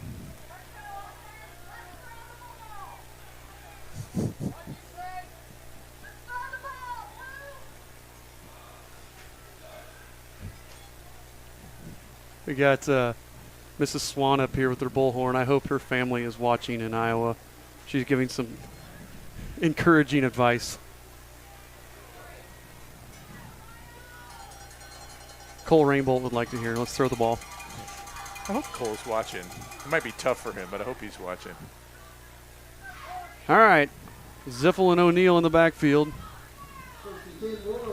For the first time, they're kind of covering that outside receiver, so we'll see if there's any change here. And we moved. Yeah, we did. No call. Nope. Take Got it. away with it. Hand off to Arnold can't get outside. We just couldn't make that block, and there they were expecting it. And we really don't have any inside run plays for Arnold. Everything's outside, so it's almost if he's going that way. Now he'll cut it back up, but I don't think we have any like bellies or anything like that for him. The best thing he's had tonight is that with the buck sweep where he's got a couple of lead blockers and then he can pick it. They overrun it and he can cut back. Yep. Zach really dangerous with our old blocking scheme of the zone. Oh, where my. he can kind of pick his lane and. Swan talking to Sotelo. Sotelo, I think, just checked. No, he was already in. Split backs. Hands off again to Arnold, the outside here. Yeah. Arnold gets the edge. That one's a little better because there's nobody out there. And he picks up about 10, and it's going to be 3rd and 5 here. Yeah, you ran it out that way, and they almost put too many guys to the one receiver side there. Yep. And we pulled 2 guards and had the wing back down blocking, and I think even the fullback. So there's a lot of help for Zach, and he's fast enough to get around there when there's nobody setting the edge. Yep. Long time in the huddle here for the Royals. Have to think they're going on 2. Swan's probably telling them, do not jump, do not jump. We're going on 2. Split backs again. Well, there's Fakes, a fake. keeps it himself up the middle and gets nothing. Yep. And that is nobody went, and for whatever reason they're not scared of Landon. Nobody went with Landon there, and they just jumped on Swan. So it'll be 4th and 5. Well, we'll call it 4th and 4. I think he picked up one with a push as he was going down. Yeah, he didn't go down easy and picked up a yard there. Riggs comes in. Our best running has been with Riggs lead blocking, or with Riggs blocking up on the line. Interesting formation here. Swan looks like he's going to – interesting for the Eagles. Yeah, that one going to drop about 25 yards deep, gets a good roll. Yep. Switzer got weirdly close to that. Yeah, I've never understood that. Once it hits the ground. If you're not going to get it, why are you going near it? Yeah. If you're, I understand when it's still in the air, you can make them think so, but if you're not going to get it, just get away. You either run to the sideline or run to where your huddle is going to be. Yep. As a coach, that always drove me insane. After a big stop from the Royals defense, the offense didn't really do much with it. No. Nope. Zach with that 10-yard run, but it came right after that 5-yard loss. We have to get something going on offense.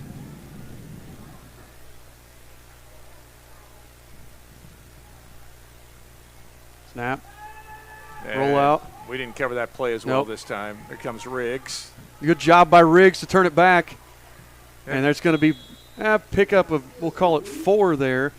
That was Peyton Crickmore that caught it. And nice job by Riggs to cut it back. We got to have a little better pursuit from our D-line there. Yeah, and Dishman was over there, nearly wrapped him up. Crickmore shifty. But Carter, I think, was the first one to get his hands on it. The 2 seniors helping make that play.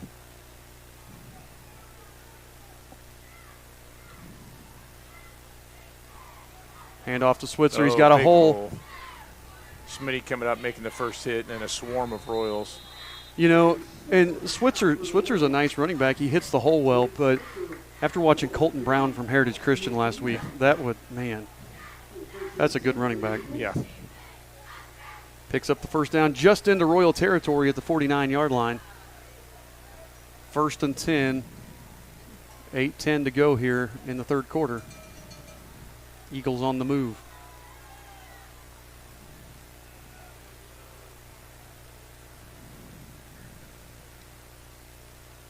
Takes a snap, keeps it himself. He's going to follow Switzer. And Jeremiah just picks up about 3. Yeah, it looks like we got a hat on Kane a little bit that time to slow him down, and they were able to pick up a couple of yards. Line just not really opening. They're opening holes here and there, but it just hasn't been consistent. Nope. And I wonder if we're stunting into that, or if it's some of their scheme where it's hitting and not. So be interesting to watch back through and see how that worked.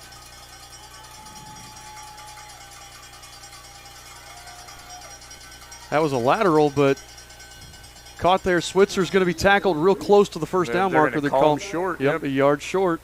Hit the ground and bounced. So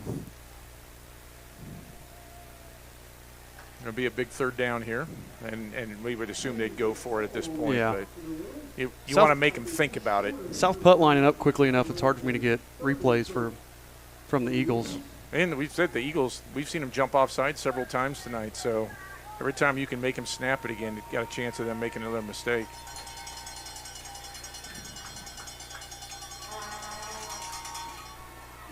Up the middle. He's going to pick up the first, picks up about 3, and Hiblin gets the first down. And I really do think, we talked about it earlier, I really do think that he's clapping, and then in the next 2 seconds the center can snap it when he wants, because the offensive line does not get off the ball quickly. No. It's like they're reacting just like a defensive lineman, and that's really putting them in a disadvantage because they got some big boys. Right. Well, and we're aggressive too, and so they're already on their heels then. Well, we're quick. Kane Sotelo blitzing. Keeps it. That's what we're talking about with that zone read, but a good job there. Who was the corner that just came up? Is that Bowman? Trying to see, yeah. Bowman did a nice job, and Riggs did a nice job, and that was one where Kane Sotelo blitzed. Hiblin kept it, but nice job by Riggs and nice job by Bowman coming up and making plays and leaving that to a 2-yard gain. Right, and Hiblin, I mean, there were a lot of blue shirts and not a whole lot of help for him off that read. So credit to the Royals for getting out there and seeing that. 2nd and 8 again.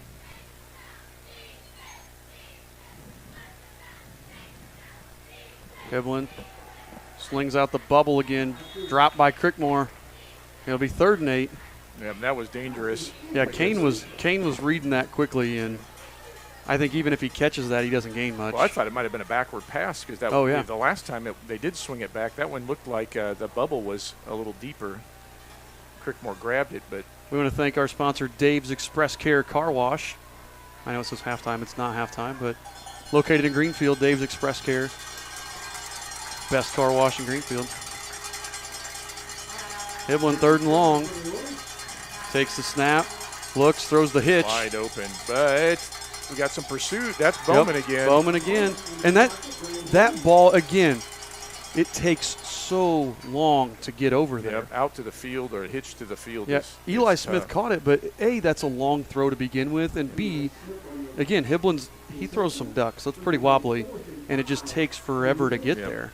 I'm looking right now if they're going to try it again.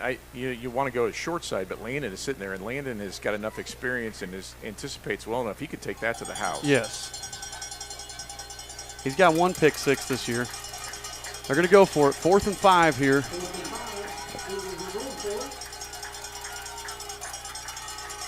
Hiblin takes a snap. Throws. Hit as he throws. And that's going to be Bowman on the pass interference, and that's a good call. Yeah, and that's tough. That's tough. Dylan was right there. He was right there in coverage. I think he got a little help from the receiver. Here's the replay, there. By the way. I think the receiver got his arms around him. Almost looked like one of those, like the NBA fouls where they pull the guy into him. I think Bowman again, we talked about it earlier. Bowman just got turned and was running with him, and that's so hard on an underthrown ball. You know, Bowman's in good position here. We kind of lose him off the screen, but he's in good position. Yeah. And that's where you got to have the buddy arm. Bowman should be turned with his right arm on the receiver, and then when that receiver starts to look back, you look back for the ball. And we couldn't tell. He may have gotten beat just a tiny bit, but, you know, just a tough play there for Dylan because really that wasn't bad coverage. No, and if he could have got his head around, he may have had a chance to make a play on the ball. It was it was underthrown enough. So big first down for the Eagles. Keep their drive going on 4th and 5. Royals defense really has not made a lot of mistakes tonight. That was the first, what I would call, really the first big mistake that we've made. We'll see if it ends up costing us or not. But let's hold, guys. They've been down inside the red zone several times, and we've held. 1st and 10 from the 15.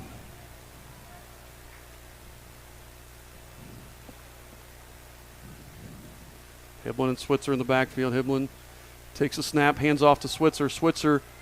You know, Shelby coming across doing his best Kane Sotelo imitation. Yep. Shelby, we haven't called his name in a while. He hasn't played. He played a lot in week 1, and then we haven't seen him much since then. I think they're changing personnel based on what game it is, and he's one who's been up and down, getting some reps with the JV as well. But Dom making some plays tonight. Well, and with a sophomore, you want him to get every rep he can. So you want him to get those JV reps because there he's getting reps both sides of the ball.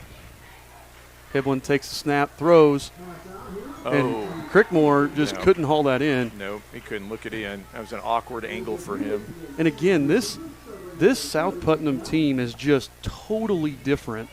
You know, we were watching this. I know Coach Paxton and I were talking about totally different without their quarterback, Wyatt Mullen. I mean, Mullen gave them such a passing threat. We talked about 400 yards in 3 games. 6 touchdowns. 6 touchdowns, only 1 interception. And this team just doesn't look anything. And the Royals are missing Cole Rainbolt. Yeah. Similar, both teams missing huge cogs in their offense. I just don't understand why South Putt keeps throwing when they're. I mean, they've had some success, but they are clearly a running team, and they're getting at minimum 2-3 yards every time. Yeah. And they're going to be at 4th and 2, 4th and 3, and it looks like one of their kids is down. I can't tell who. That's one of our guys. Oh, is it? He's cramping? Yeah. Double cramps. And Jen, our trainer. South Putt's trainer's over there too. I can't tell who that is. Trying to see our corner. Is it? No, Landon's the corner over there. Shelby maybe? No, Shelby's there. Why we have a break here. A couple big scores. Shenandoah up big over Westdale, 35-0 in the third quarter, and Heritage Christian defeating Cecina 13-0 at the half. Wow. 2 sectional opponents there, and Centerville, who is thus far showing a lot of power. Yeah. Dave's Express Care trivia question: what was the last year that Eastern Hancock and Knightstown did not meet in a football game? This was as we said earlier in the pregame. This week was supposed to be Knightstown week, and Knightstown had too many injuries, could not field a team this year, or this week. They've had a team all year, could not field a team with the injuries they had. Trivia question: when was the last year that we did not play? And while you're thinking about that, I think it might be Voles. I'm not seeing him out there. Okay. Cam had a great first quarter. We saw him make some more plays in the second quarter too. So if he's anything more than some cramps here, that would be damaging to us as well. So let us know. Nobody's chatting yet. Nobody has a guess for what year was the last time these two teams, the Panthers and the Royals, didn't meet. Yeah, if you listened to the volleyball live stream last night, Coach Paxton actually mentioned this when we were previewing tonight. Yep.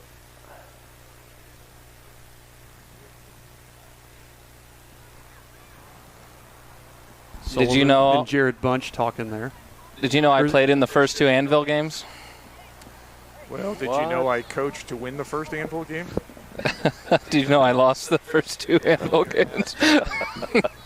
Cody.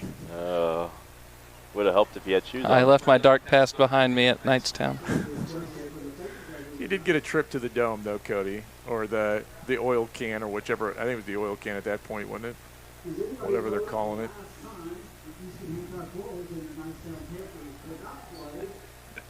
They're using our trivia question right now. I gave them the headset.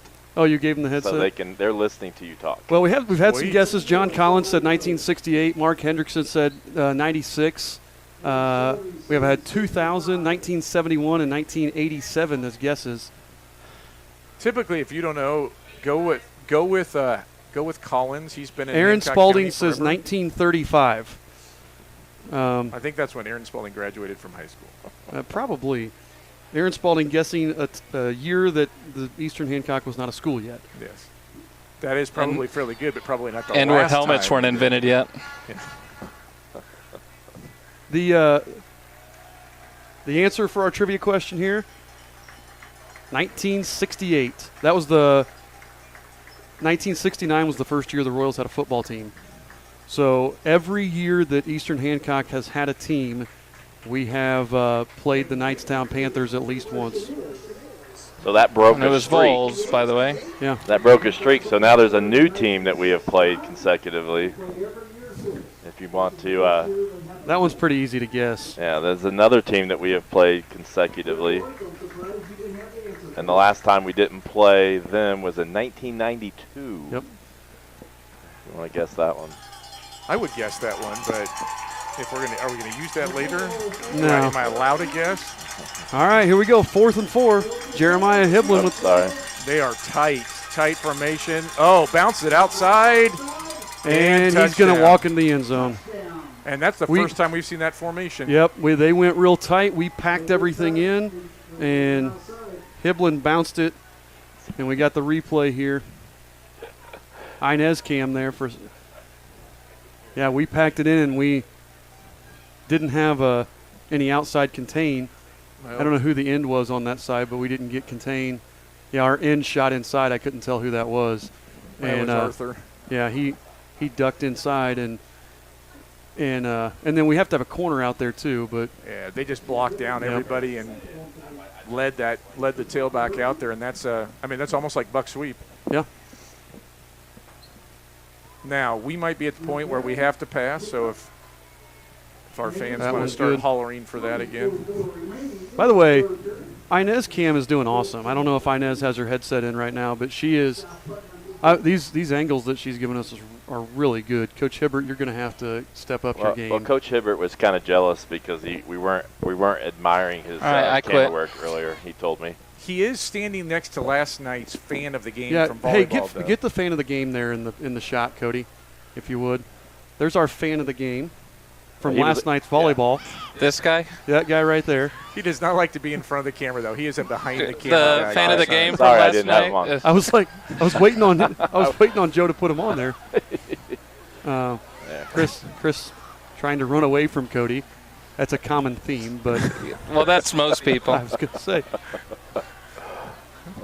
Reference your interview with Mr. Poff as to why that is. But By the way, our other trivia question, Skylar Show, Brady Stevens says 1988. No, Brady, you're wrong. We already said the answer, 1968. The team that we've played now, the longest consecutive streak is going to be the Shenandoah Raiders. that's what I would guess. We've played them every year since 1992. And actually, we've played them every year since they started football in 1977, except for that 1 year in 92.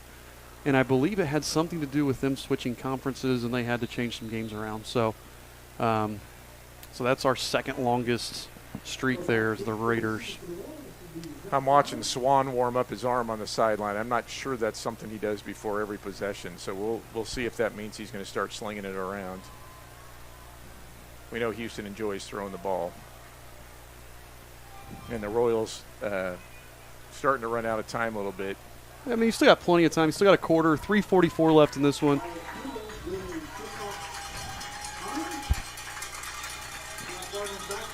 They got a whistle there before the kick. What was that? I don't know what they're waiting on. This ref didn't throw a flag, but what? Maybe they didn't signal the kick. Well, he's backing him up 5. Oh. Interesting. I don't know. He didn't throw a flag. Well, they did have a guy come running across, so I don't know. Can you get illegal motion on a kickoff? No. Very interesting.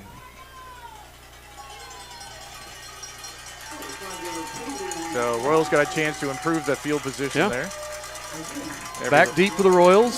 Ziffel looks like Peyton Spear, and the Human Torch are back there as well. They kick it to Landon. Landon off Landon's hands. mishandles it. Yep. Picks it up. Oh, it just gets Buried at about the drilled. 30-yard line. And the Human Torch was denied a bank loan. Hey, we do have a great crowd or a great student section. There we go. Yeah, look, check out the student section there, Coach Paxton. Sorry. We got a Hawaii theme tonight. Yeah, it was supposed to be USA, but then when they switched to South Putt, they didn't want everybody wearing red, white, and blue. Yeah, that makes sense. That would have looked awkward. It would have. All right, Royals here. Riggs and Arnold flanking Swan. Kane Sotelo the wing. Sullivan's wide to the left. Let's see what happens here. We talked about with Kane at wing, they tend to run that buck at Kane. So let's see if we run this. Look, yep, that's what we get. Zach finds a seam. Yeah. but picks up about 2. They had him in the backfield, but Zach just so shifty. Yeah, I was going to say really fortunate because somebody went right between those 2 down blocks, and I couldn't tell who it was, but that was not. So it'll be 2nd and 8. Ball's on the 31-yard line there. Guys running off. Looks like Kane comes off. Landon replace him. So again, Landon in, so you got to think something. They've been doing that kind of pass-run substitution between Landon and Kane. And see if they come to the wing side. There's a fake. There's Landon wide open, and we can't. Nope, can't block. Landon all by himself. Nobody near Landon O'Neill. Lots of linemen turned around. You wonder if the lineman. Here's the replay. Wonder if the lineman got confused and thought it was actually the buck.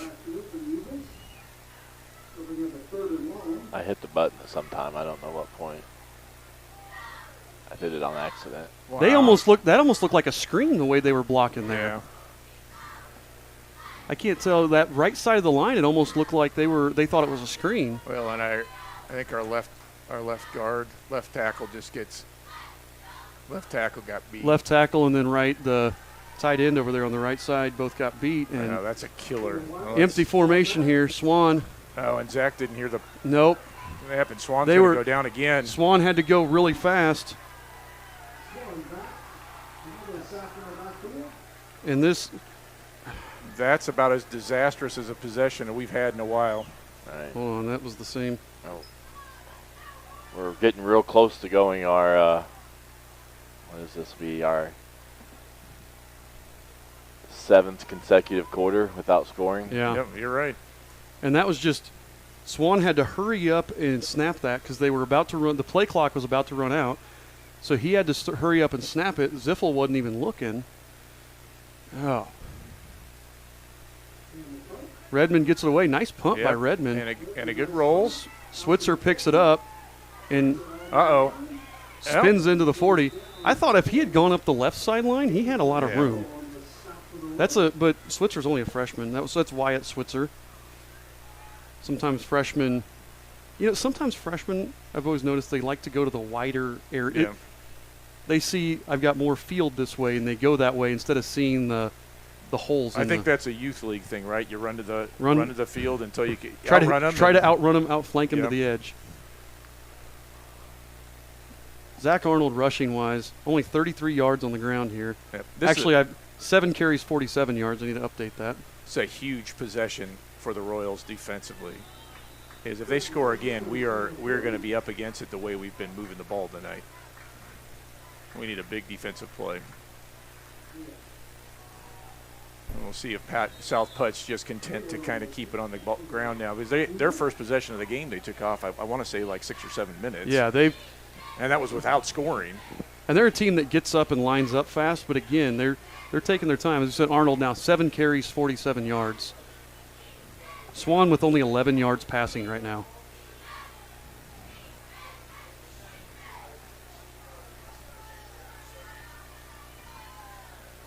Second and 6 here. Switzer, and we're getting worn down up front. He only picked up 2. That was a nice job. I couldn't tell who came in. That was either they're trying to pull up. That was Riggs that came in. And Riggs has had a couple in a row now, a couple games where he's played strong late. Yeah. Both Heritage Christian, then again tonight here in the end of the game, he's playing strong, but that was Riggs pushing him back. And they're going to let the clock run out here and get to the third quarter with a 3rd and 5. This is kind of what we did to the teams early on. We wore them down in the second half, and I thought some of the idea for us trying to play guys one way was so we wouldn't run into this problem again. And it's we've got a lot of guys really not playing both ways. And again, we talked about Cole out tonight. So you have to play some guys there. Normally you'd have him playing will linebacker and running back. So you gotta make some adjustments.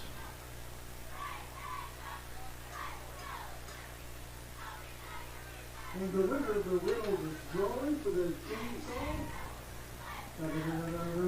John Jordan is the winner for the team song.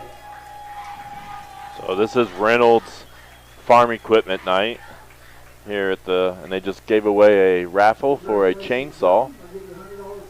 And the winner was John Jordan. Got our 2 camera people in the frame there. Inez. Inez. And then Cody walked by. There Inez is waving. Yep. By the way, if you want to see our setup, you can switch to our cam if Scott slides in. You've got 3 of us in here Back hanging to out. you, Cotton. Now we'll go back to Cody cam or Inez cam here. Something better than us. Yeah. There's Landon right there in the middle of the screen. We don't dress quite as nice as those guys on the NFL games. Hey, we all have matching We polos. do have matching polos. Should we with get our Cody awesome and Inez insignia. just to point at each other so we can get the Hey, that camera, Cody- something's up with that camera. Cody? Joe. Which one? The one that's on the screen. It was shaky. It was real. Well, Cody and Inez are near each other. Oh, that's what it is. All right, third Social down, third and distance. 5. 3rd and 5. This is a big play right here. If we Yep. can stop them, we can get some momentum. If we can't, they can. Yep. Now they got to think if they get 2 or 3 yards, that's kind of what they've been able to get when they run on, particularly on 4th down. Man, he's shifty too, And he's going to be real close to Yeah. that first down. Cody, are you right on it? You can move the team away if you want. Tell us, what do you think, Cody? Does he have it or do we hold him? I think they're going to give it short. They're going to. Oh, they're moving the They're sticks. moving the chains. They're moving it. And I think that was more of his legs were on the other side.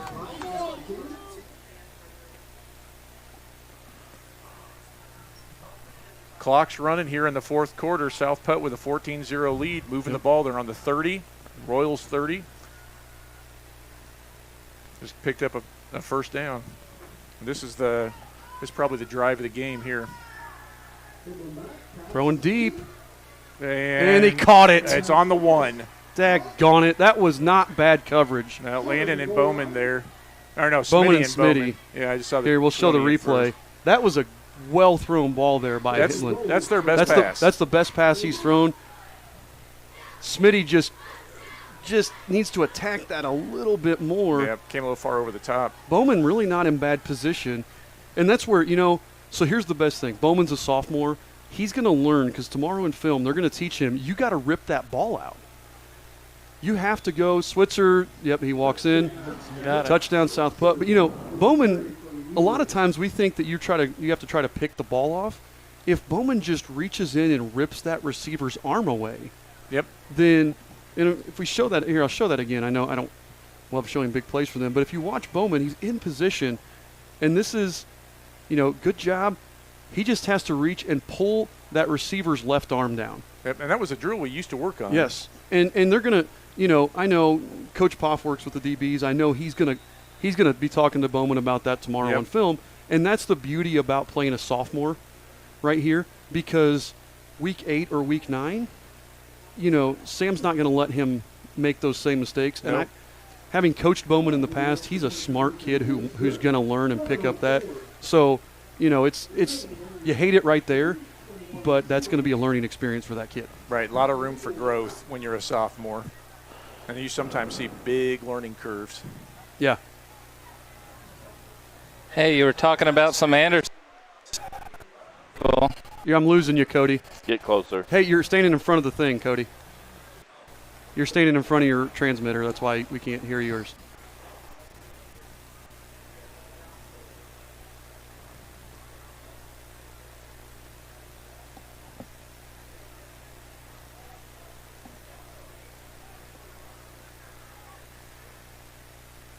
Now, what were you saying, Cody?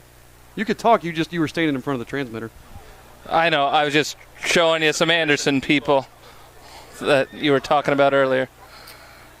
They migrate down Got to the field Tyler level. Spear, Ben J.P. Atkins. Fox, Is- Caden Sotelo. Is Ben Atkins going to Anderson? I don't know. Maybe he's an Who's Anderson Who's in the black shirt there? I think those are people they brought with them, maybe. Oh, okay. There's our boys. I can't tell who that is. Just trying to figure out who that was. He told me to point it back to the game. Hey, is JP still wearing a sling or is he out? He is out of it. Yeah. Good. We got to Think get he him said- healthy back on the field. Yeah. And Sotelo's starting tomorrow is the news I got. So I think his third or fourth game he's going to start as a freshman. That's pretty cool. That's awesome. Wyatt Kendall kicks it deep, and Ziffel's going to let that one roll into the end zone. That's their best kickoff. That is. You know, that's such a weapon if you've got a kid that can put it in the end zone, because in high school football, it's hard to drive the ball 80 yards. Yes, it really is. So if you can do that, if you can punch up that thing in the end zone each time. I remember when we had with JP or with Cooper Henderson, that was such a weapon. Now, with Cooper, we onside kicked because we were just so much better than everybody. But Cooper could repeatedly drive that thing to the end zone, and we had to make everybody drive 80 yards.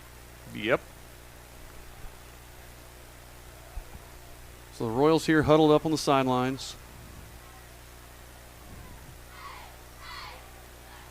Smitty's in on offense here. Yep. They got Ziffel at wide receiver. Landon It's going for looks like going they're going empty. Yeah, you got to bring Smitty in if you're going to go empty here. However, Chiggy's not in there at tight end. He That's would be Rubel. Yeah, he would be. Well, I think Chiggy's they've got been keeping the tight end in the block. Okay. Chiggy could be a weapon. Swan takes the snap, looks.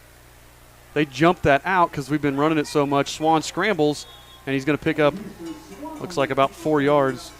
Yeah, that was they were expecting that out. Their corner was right there on it. And, you know, I don't like Houston going that way with it either. He had a shorter throw if he'd come to Landon on this side.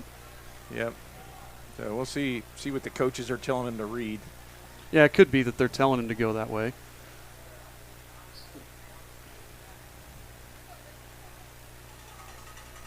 Looks like same empty formation here. Smitty comes to the near side, Zach to the far side. Zach's going to go in motion, make it trips this way. They're going to bubble it to Zach. Got him in space.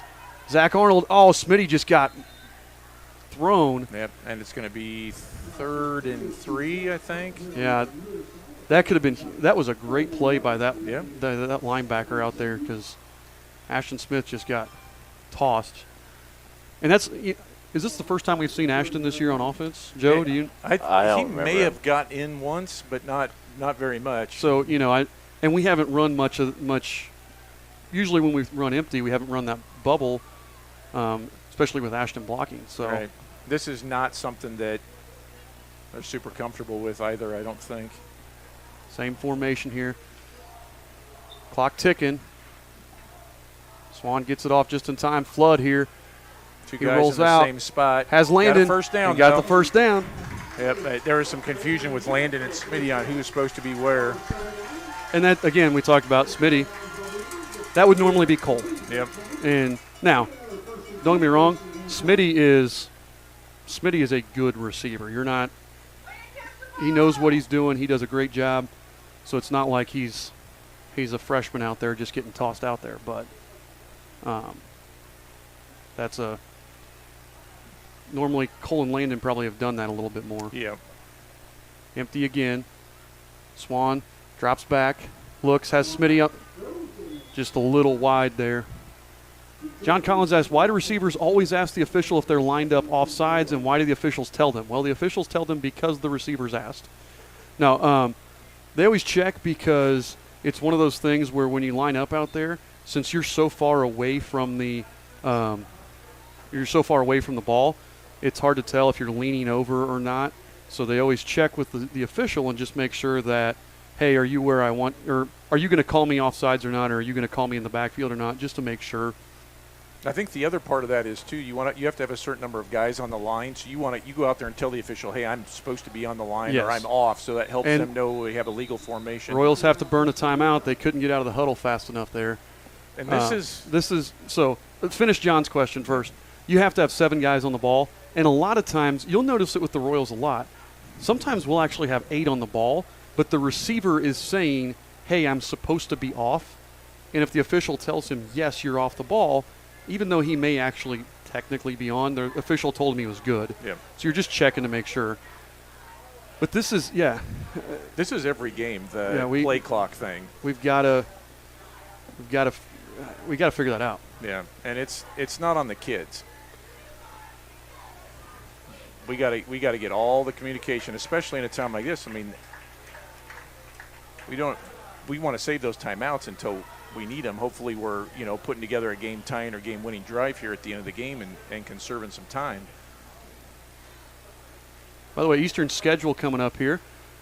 We have the game tonight. We will be at Milan next week. We just got the word today. Milan's going to let us stream from there. So Coach Knight and I will be live from Milan next week. We're going to make the trek down there. Home of Bobby Plump and the Hoosiers. South Putnam will have West Vigo, or Vigo if you prefer, next week.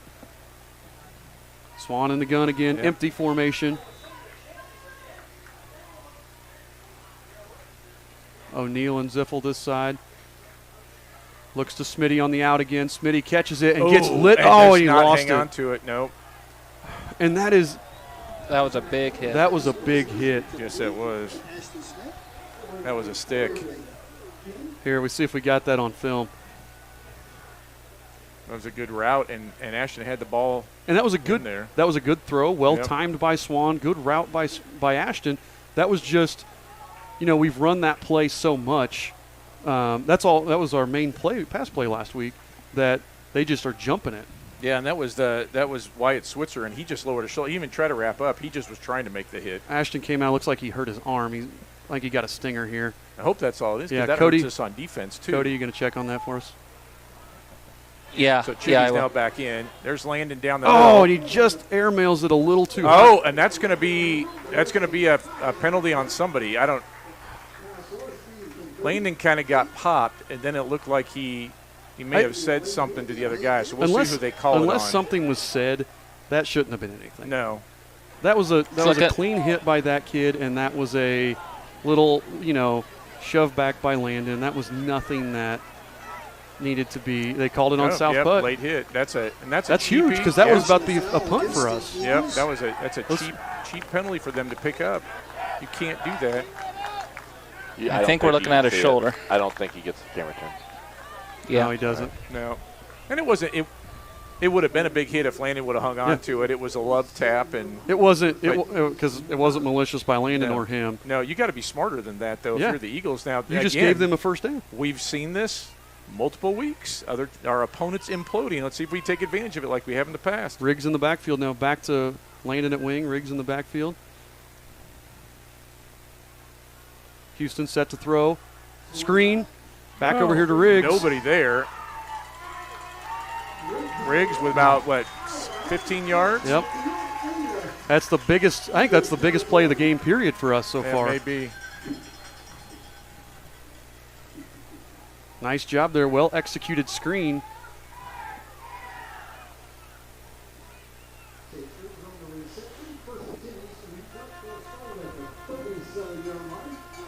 Oh, and another important part of that, we went out of bounds, so the clock stopped. Yep. 9:24 to play.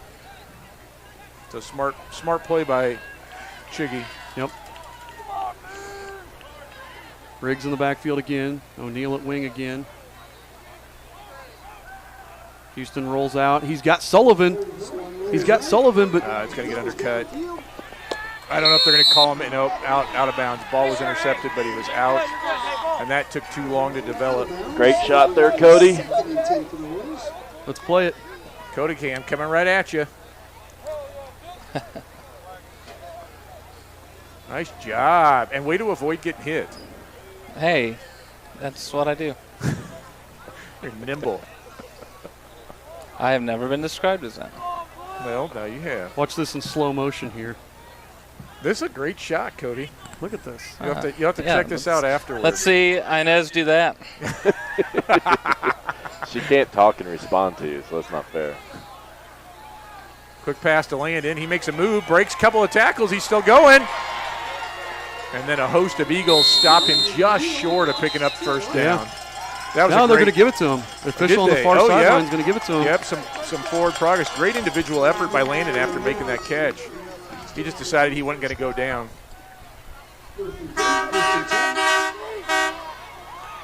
Haven't heard the train horn a lot tonight, so I was hoping that was gone. Empty formation again. Swan looks. We got a flag. I think we were not set. If I'm seeing it. Nope, they're going to call them lining up off sides. Yep, and they had a lineman move, and I wonder if when he got moved, if he had his head over the ball. Go back to that play. It would have been 4th down and 4th and long, and now the Royals ball on the 22-yard line here, 1st and 5. On that late hit on O'Neal that has kind of sparked the Royals and given them some momentum. Yep, our best position, I think, of the night, right? Yep. Swan up to 48 yards passing on the night. He had 11 through 3 quarters, so just under 9 minutes left here. Swan again. Sets. Flush from the pocket, and they're going to get a hold. And he throws it away wisely. And South Bud doesn't take the shot that time. Yeah. So that's going to put us back. We were at 1st and 5. We're going to go back to Let's see. I didn't probably see 1st and 20. See if we can see. Oh, it's on super slow-mo. Oops. It's the only way to slow Zach down. That was Wickard. That there. or give him homework. It was either Wickard or I saw the 7. I couldn't tell. It was either Wickard or Dishman that held. I heard that, Hibbert. Yeah. And they were beat. It was, you got to try to hold there and keep your quarterback alive. Again, we want to thank all of our camera operators, Lloyd Arthur, Inez Friddle. Inez, again, you're doing a great job giving us. Coach Paxton's been using your camera angles a lot. And then Cody Hibbert, who's in the thick of the action, like one of those Ernie Pyle types. He's got Ziffel. Oh. Sullivan, it went through his hands. Yep, right off the pads.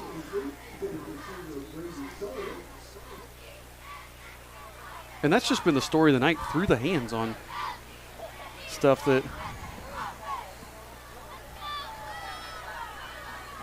took his eyes off it. He was looking downfield. Yep. I don't know what, I couldn't tell what Landon's route was. It looked like a seam, but then he broke it kind of like a corner. Maybe he told Houston, hey, I'm going to get open. I'm going to get open. Yeah. I've been there. 2nd and long here.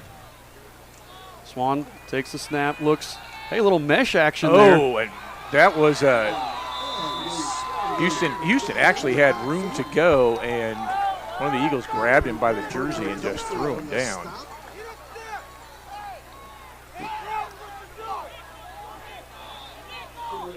So it's going to be 3rd and, what are we going to call that?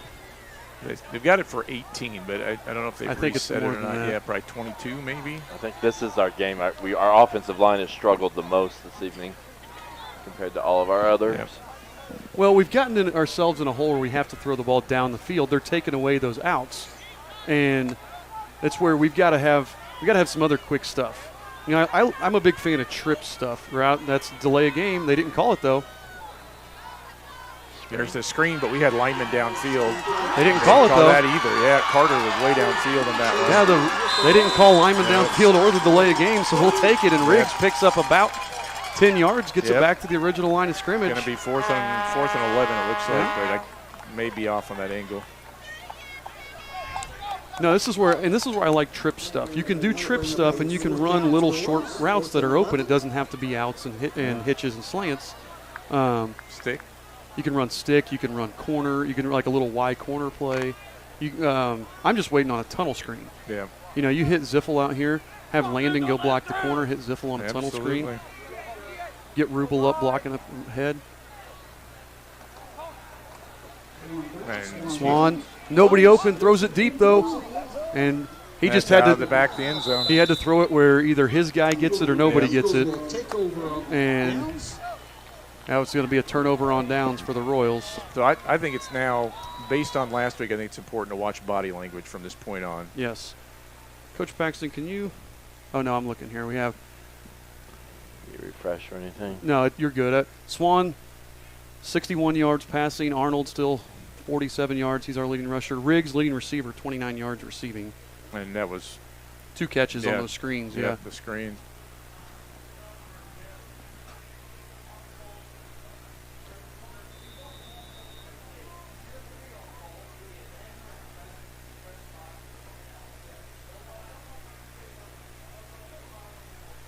Monroe Central up 13-0 on South Adams. Isn't South Adams usually pretty good? They won or state runner-up last year, but they lost a ton. Okay. But I'm saying it, Monroe Central is the favorite in that sectional. Yeah.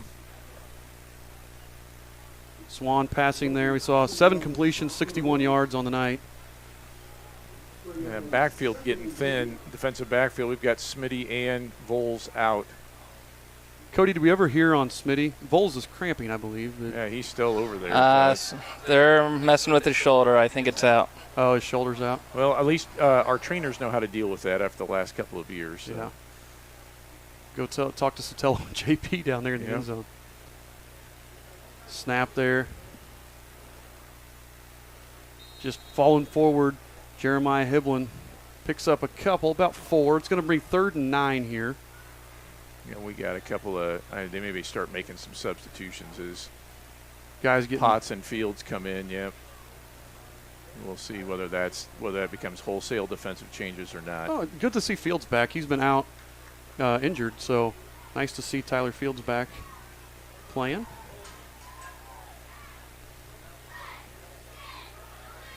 Hand off to Switzer, and Nick Potts is right there for the takedown. And apparently, he wants to keep being fed. Yeah, I think. I can't. I think. I mean, that was. I hope Cody got that on camera there. I did not switch. Sorry, Sorry. Paxton. 4th and long. 5.5 minutes left here. And, we have put our defense in some binds. Our defense has played well. I know they've made mistakes, but we've had to, as you said, with injuries, we've had to go pretty deep into guys that have been playing a lot of JV. Yep. I know Redmond's been out there a lot. He's normally a full-time JV player. John Shelby. Well, I can tell you Monday night, Shelby, Bowman, Redmond all played. Nice punt. As I said, Potts and Fields. Human Torch returns it from the 30. Makes a move. Gets about 15 yards. He gets out to about the 49-yard line, and they don't call him the Human Torch for nothing. If he gets out open, he is blazing fast. He just didn't quite turn on that. He didn't shift into that last So gear. I got a science We question. are going to need for you. a fan of the game. Who you guys down there at some point here? Inez, you get to pick the fan of the game tonight.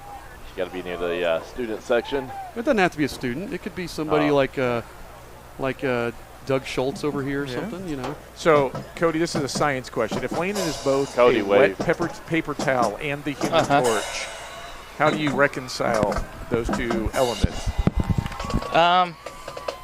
They're currently popping Smitty's shoulder back. A mildly damp, burned paper towel. If that's my biology degree kicking in. Thank you for that. I don't know if Inez is choosing her fan of the game, but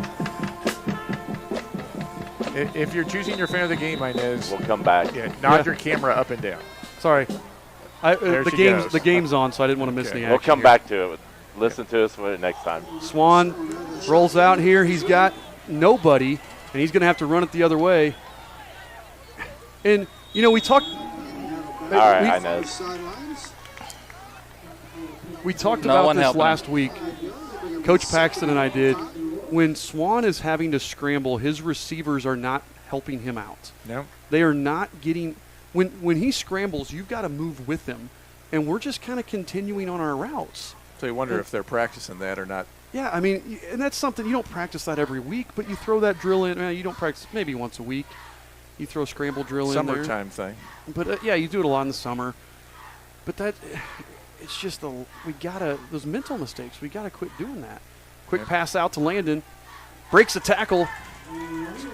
Landon keeps going. Yep. He's dragging tacklers. That was an angry run. And then we get a flag at the end of it. Yeah. What did I tell you from the start? Landon O'Neill is the X factor tonight. Okay, so here's the question. That was the uncovered slot that Zach was in multiple times in the first half. That's the first time we've thrown that play. Yeah. And that's, we've got to do that. And Landon just fighting. They're ripping at the ball. Landon's like, screw you, I'm going with it. That was an NFL, what do they call it? NFL Mornings angry run. Yep. Good morning. Inez, go back to Kaylee for us. We'll get that done. You're there. Are you in that area? She's not over there. All right. We'll come back to it. We never actually did it. So 4:33 left to go. Royals threatening on about the 15, Yep, maybe the 16. that late hit penalty gave us 15 more yards there. Swan in empty formation, takes the snap. And really, Landon's going to keep being open if the linebacker didn't come out because they're sitting in the cover 2. Houston throws it right at Coach Hibbert, trying to complete it to Coach Hibbert there. Did you get to that? He was on it when it went by him. I did not switch away. I had to move the camera. You're really putting yourself in harm's way tonight, Cody, to get those quality shots. We appreciate that. Well, you know, It's what you do, right? it's what I do.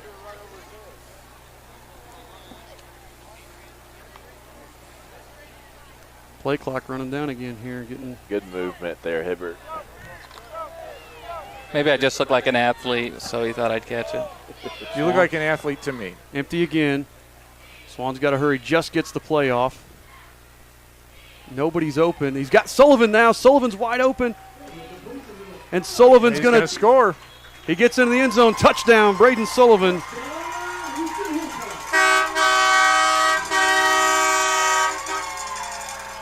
So we break that scoreless streak. Yep. Yeah. Here's the replay on that. Braden Sullivan on the touchdown reception.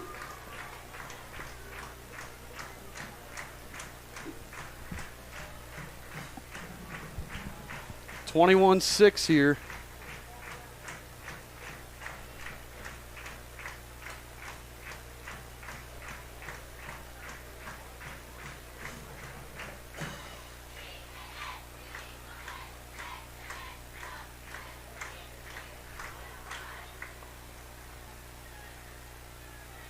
Redmond's kick looks good. Yep. Is good. 21-7. Now we got an onside kick here.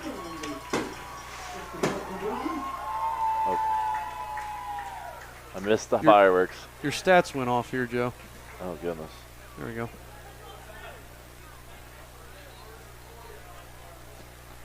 So I know Braden think scored that one, but it was really Landon's play that made that drive. Oh, absolutely. Hey, I think I it was know ever if you want. since I don't know Potts if you're doing how the close you are to the spoon student section, but we can get Kaylee now. That's She's what got us efforting. going. She was down by the band there. Landon now 3 catches, 46 yards. He's our leading receiver. Swan over 100. 9 completions. You see down there at the bottom of the screen, 9 completions, 108 yards on the night.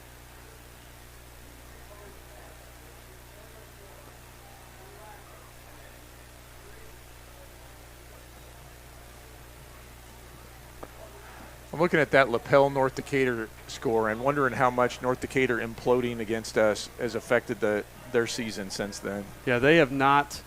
They're still winless. Yeah, they played Shenandoah tight-ish, and we didn't think Shenandoah was going to be great. Shenandoah ended up winning. Oh. Landon O'Neill, 3 catches, 46 yards on the night. This is, I think, the first time he's had multiple catches since that first game against Alexandria. Yep. And the Eagles getting everybody up. 1, 2, 3, 4, 5, 6, 7, 8, 9, 10, 11. They've got 12 guys on the field now. Nope, Now they got one off. Yeah, they set up to receive an onside kick, but they didn't have anybody deep, which would have been almost as bad. Then it would have been a sprint. Well, the one guy that's deep is a little. He's not quite in the middle of the field there. Oh, we got Royals it. are going to get the ball. Yep. Royals There still we go. alive and kicking. Number 16, Eli Smith, couldn't handle it.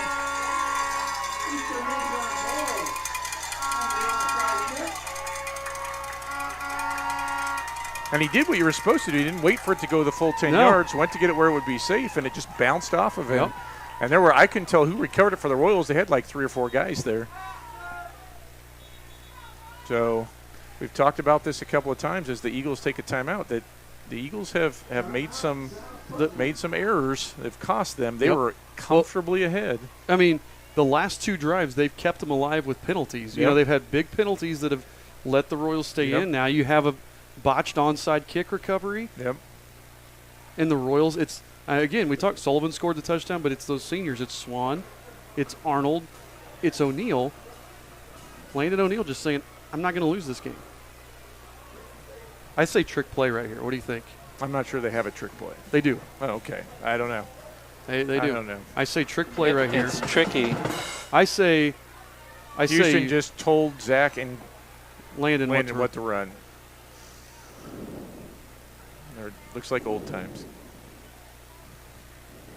And it's funny that on the Monday Night Football broadcast, when Travis Kelce came on with the Manning brothers, he said, to tell you the truth, sometimes I just tell Pat I'm going to go make some stuff up. And it's we'll see if that happens here. But see, those three have been playing football together for a long time. Yes, they have. And sometimes you just have to try to let them make something happen.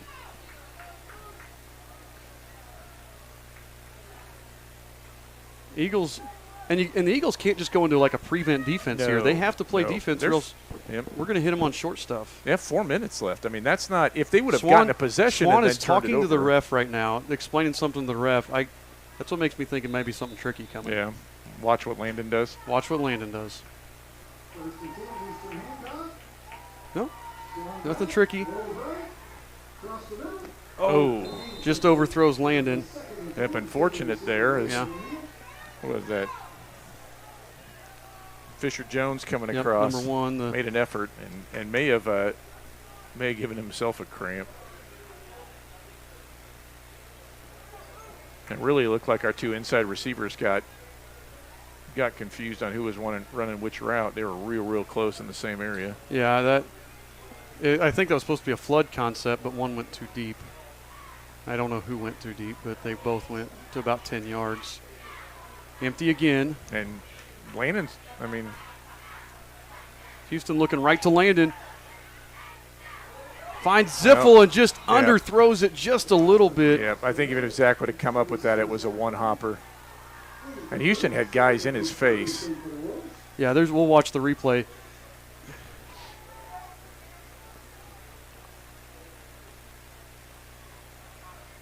We've got to make plays. Houston stepped up. It was just, it's a long developing pass play there.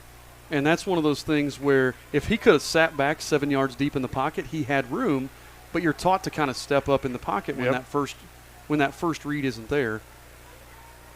3rd and long. Swan's going to keep it himself on the draw. He's got room to run. He runs into the ref, and he picks up the first down. Yeah, he had somebody had him. I couldn't tell which Eagle had him, but was afraid to get called for the horse collar and let go. Had him by the pads. Now the clock stops until the chains get set, and then it runs again. Yep. We've got 2 timeouts. We're under 4 minutes. We did get a new set of downs. Standing empty here.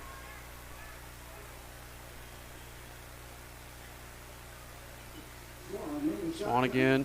Looks. Gets flushed. That's been our best play. It's him being flushed. And that may be intentional grounding. Yep. Yeah, that is. They're going to call grounding on that because he threw it 20 yards over Chase's head. That was unnecessary, though, Houston. If we watch this. So he's got Chase out there in the flat. But see, that ball landed on the track out there. Yeah, that's grounding. And that penalty is from where he threw it. That's loss of down. And so that penalty is from where he threw it, which is at the 46-yard line. And then you get, although they're going to say the 43 because they weren't paying attention. And then that's a loss of down on top of that. That's a big penalty. Yeah, let's see where they mark it off from. Oh, they marked it off from the line of scrimmage. There he goes. There, I was going to say that's from the spot of the foul. We've had a few interesting ref conferences tonight. And I'm not sure what they considered the spot of the foul. Yeah, I guess the 45. 45. He was at the 46, but and that's. So we're going to run play action here because of our formation, unless they're just going to see if we can catch him sleeping here. And what we got here? South Putnam have a equipment issue. Play the replay again real quick. Yeah. Sorry, I didn't want that one. Yeah, they had a D-line with an equipment issue on the helmet or some blood or something. And see, we've struggled to protect Swan. This is where I would almost leave Riggs in the backfield, put Landon on the other side, run some trips concepts to that far side, and you can leave your tight end and your back end to help protect him. Yep. gives you 7-man protection, but you still have that trips concept. Although I'm not, he gets flushed the wrong way, and no one's helping him. That's going to be, are they going to call that one? There's another one. There's another one. Well, here, our crowd yelling it better not be, but there was not a receiver anywhere close. Because nobody would.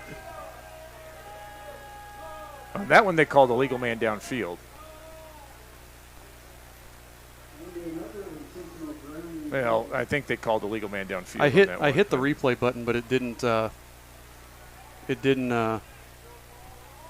No, they did call grounding because it's third down now.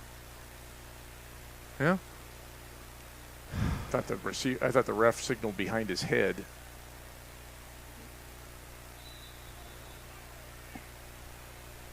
And now we're the ones shooting ourselves in the foot. We have been, honest to goodness, we have done a really good job. These guys, we haven't made a ton of mistakes. Defensively, we had 1 or 2, botched plays. We haven't made a ton of mistakes, and now we're just crunch time. We had a lot of momentum, and now. Yeah. Well, what I would say is this: how much have we had to rely on our passing game? True. Houston fakes, looks. He's got Landon down the middle. Landon just, I don't know if he heard footsteps. See, watch this one on the replay here. And you can see the body language changing now. We got a little momentum after that onside kick and that Houston's big run, and that one Landon should have just had that. That went through his hands. Royals have gone over 200 yards of offense on the night, though. That run by Swan put us over. Yep, 4th and looks like 25 here. Yeah, 4th and 25 from our own 44.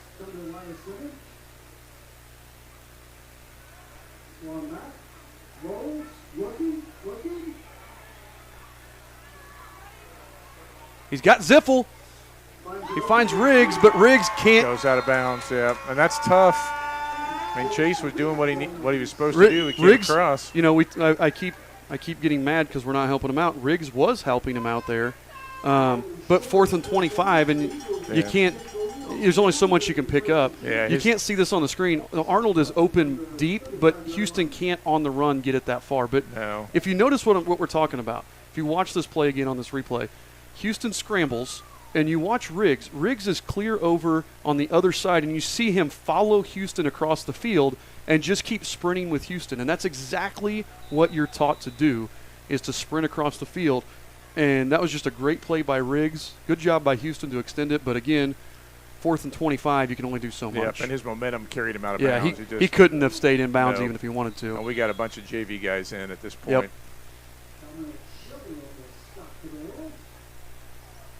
So it doesn't look good for the Royals at this point. We just went under 3 minutes, down 14.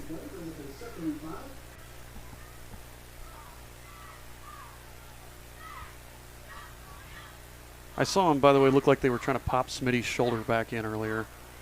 So I'm guessing that's what it was. Right. I know Cody said he thought it was a shoulder. Popped out. Sam Murphy, our statistician, is confirming.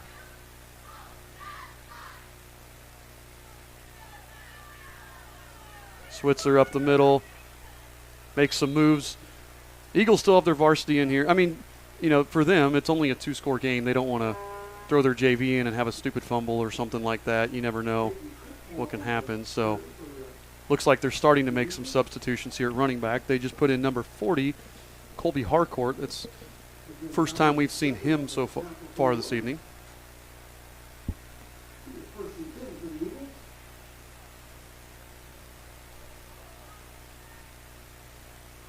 I want to thank Coach Paxton, our producer, tonight. He's been switching those camera angles and giving you all kinds of different shots and cool shots. So if you like that, let him know in the comments section.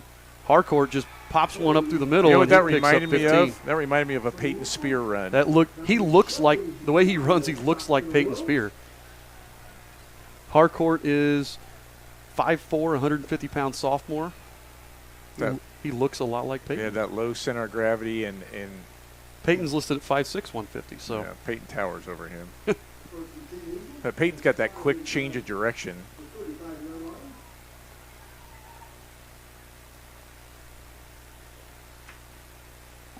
Coach Armstrong's favorite players in at safety, Zane Badgley. I think All right, I think he Badge. might be Coach Armstrong's favorite player. Oh, Hardcore fumbles it, manages to jump on it. And really, no harm done for them. That's just going to take another 30, 40 seconds, something. So It looked like, I couldn't tell if that looked like Little Dish that almost jumped on it, Colton Dishman. Yep, they're going to take a knee now. Coach Sorrell says, you know what, let's not risk another fumble. yeah, we've got 2 timeouts, and I think he was probably trying to get to where it wouldn't matter. And so after a 3-game win streak, Royals Dropped 2 in a row. And it's tough, Ed, we played Knightstown. We win Mercy Rule handily and all that, but that would not have made us any better. Tonight's game made us better. You have to learn from your mistakes, but a lot of times you learn more. We talked about, Coach Paxton and I said this last week, you learn more from a loss than you do from a blowout win over a bad team. And actually you develop those bad habits against those bad teams. So, I'm sure the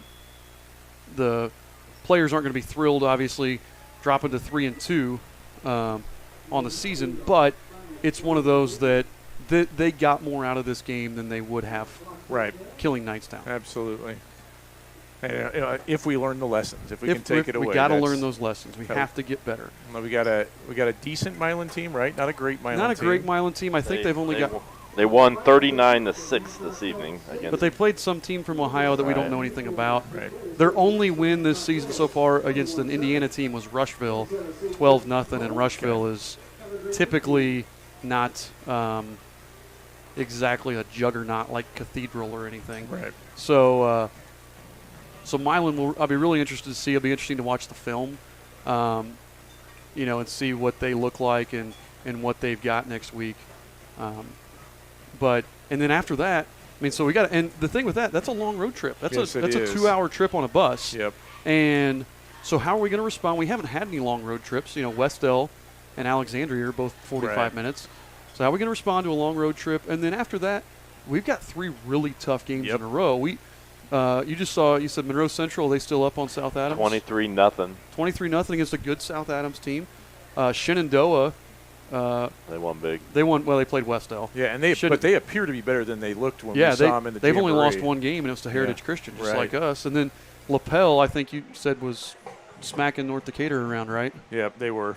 So LaPel's only loss is to their final is Lutheran. Yeah. So, after Milan, we've got 3 teams that are either undefeated 24. or 1 loss. LaPel won 30-20. 30-20? 34-20. 34-20. So you look at that, like I said, Milan coming up with the Monroe Central, Shenandoah, LaPel, all really good teams, or at least, appear to be good record-wise, that we're going to have to compete with here. Right. On the flip side, South Putnam, as we said, they play West Vigo, they play Brown County. Brown County having a decent season this year. And then they play Indianapolis Shortridge and then finish it up with Linton. And it is always tough to play at Linton. I will say this. I have played at Linton. There is no place I've ever been to that had an experience quite like going to Linton for a football game. That entire town comes out for the game. That entire town will tailgate all day. They literally shut down the town. It's like a Varsity Blues moment or something. They shut down the town and they go nuts. It's a moment. It's one of my biggest memories here. Oh yeah, playing Linton and seeing the field that night. It was ridiculous. Looking at the sectional, Royals, as we said, dropped to 3-2.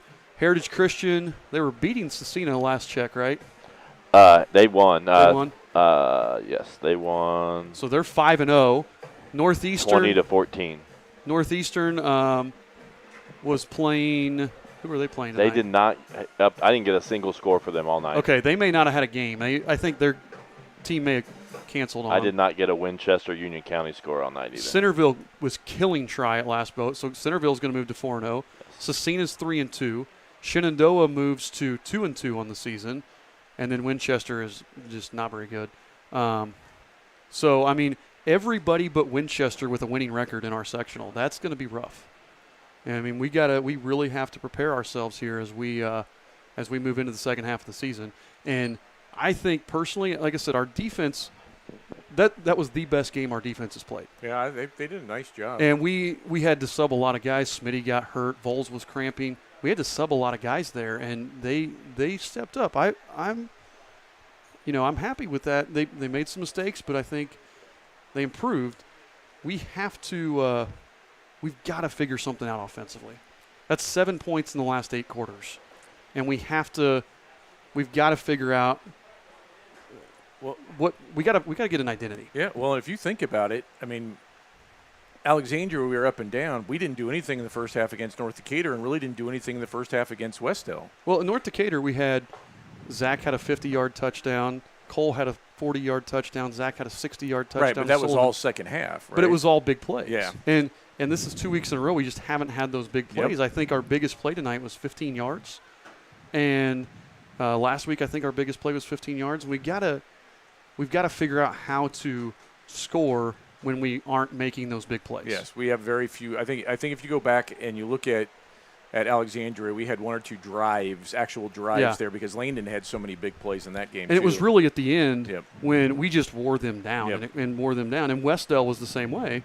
We had we have a punt return and a pick 6 against Westdale. It was a big play. This is a big play team. Yep. And we've got to figure out how to win driving the football. Yep. And that's going to be the big challenge, because well-coached teams aren't going to let you big play them to death. And that's right. I was speaking with one of South Putt's coaches before the game, and he said our goal is to take away big plays.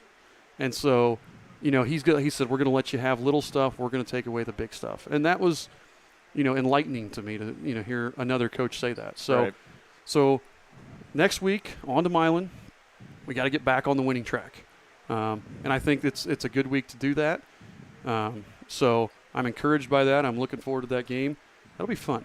I agree. Yep. I think we should see if Mr. Barton will let us leave school early and go explore a restaurant on the way to Milan. That's my strategy. I hope he lets us do that. We'll talk to him and ask. All right. So thanks again for tuning in tonight. We want to thank our sponsors, as we said. Dave's Car Wash is our halftime sponsor. We're going to have a giveaway next week. Dave's Car Wash milkshakes from the cafe. Double Barrel Woodworks. And then last but certainly not least, we have a Paxton Farms player of the game. I don't know who. I like Landon. I think you almost have to go with Landon on this, because he had a couple plays that I felt like were spark plays. Yeah. And he really played well on defense. They just didn't throw to him because he was shutting it down over there. Yeah, I would have. So I have to go with Landon. He, defensively he made a bigger impact than what the stats will show. But, offensively he was the guy that kind of sparked us. And Sullivan had a touchdown catch. Sullivan played better than he has in a couple weeks, so he had a nice game. But I'm going to go with Landon as our player. And I would say we didn't say Kane's name much in the second half. They figured out something to at least stay away from Kane, because he was everywhere in the first half. So I think for full game consistency and impact, I agree with you. Landon would be our guy. So, again, we'll see you guys next week when we travel to Milan to face the Indians.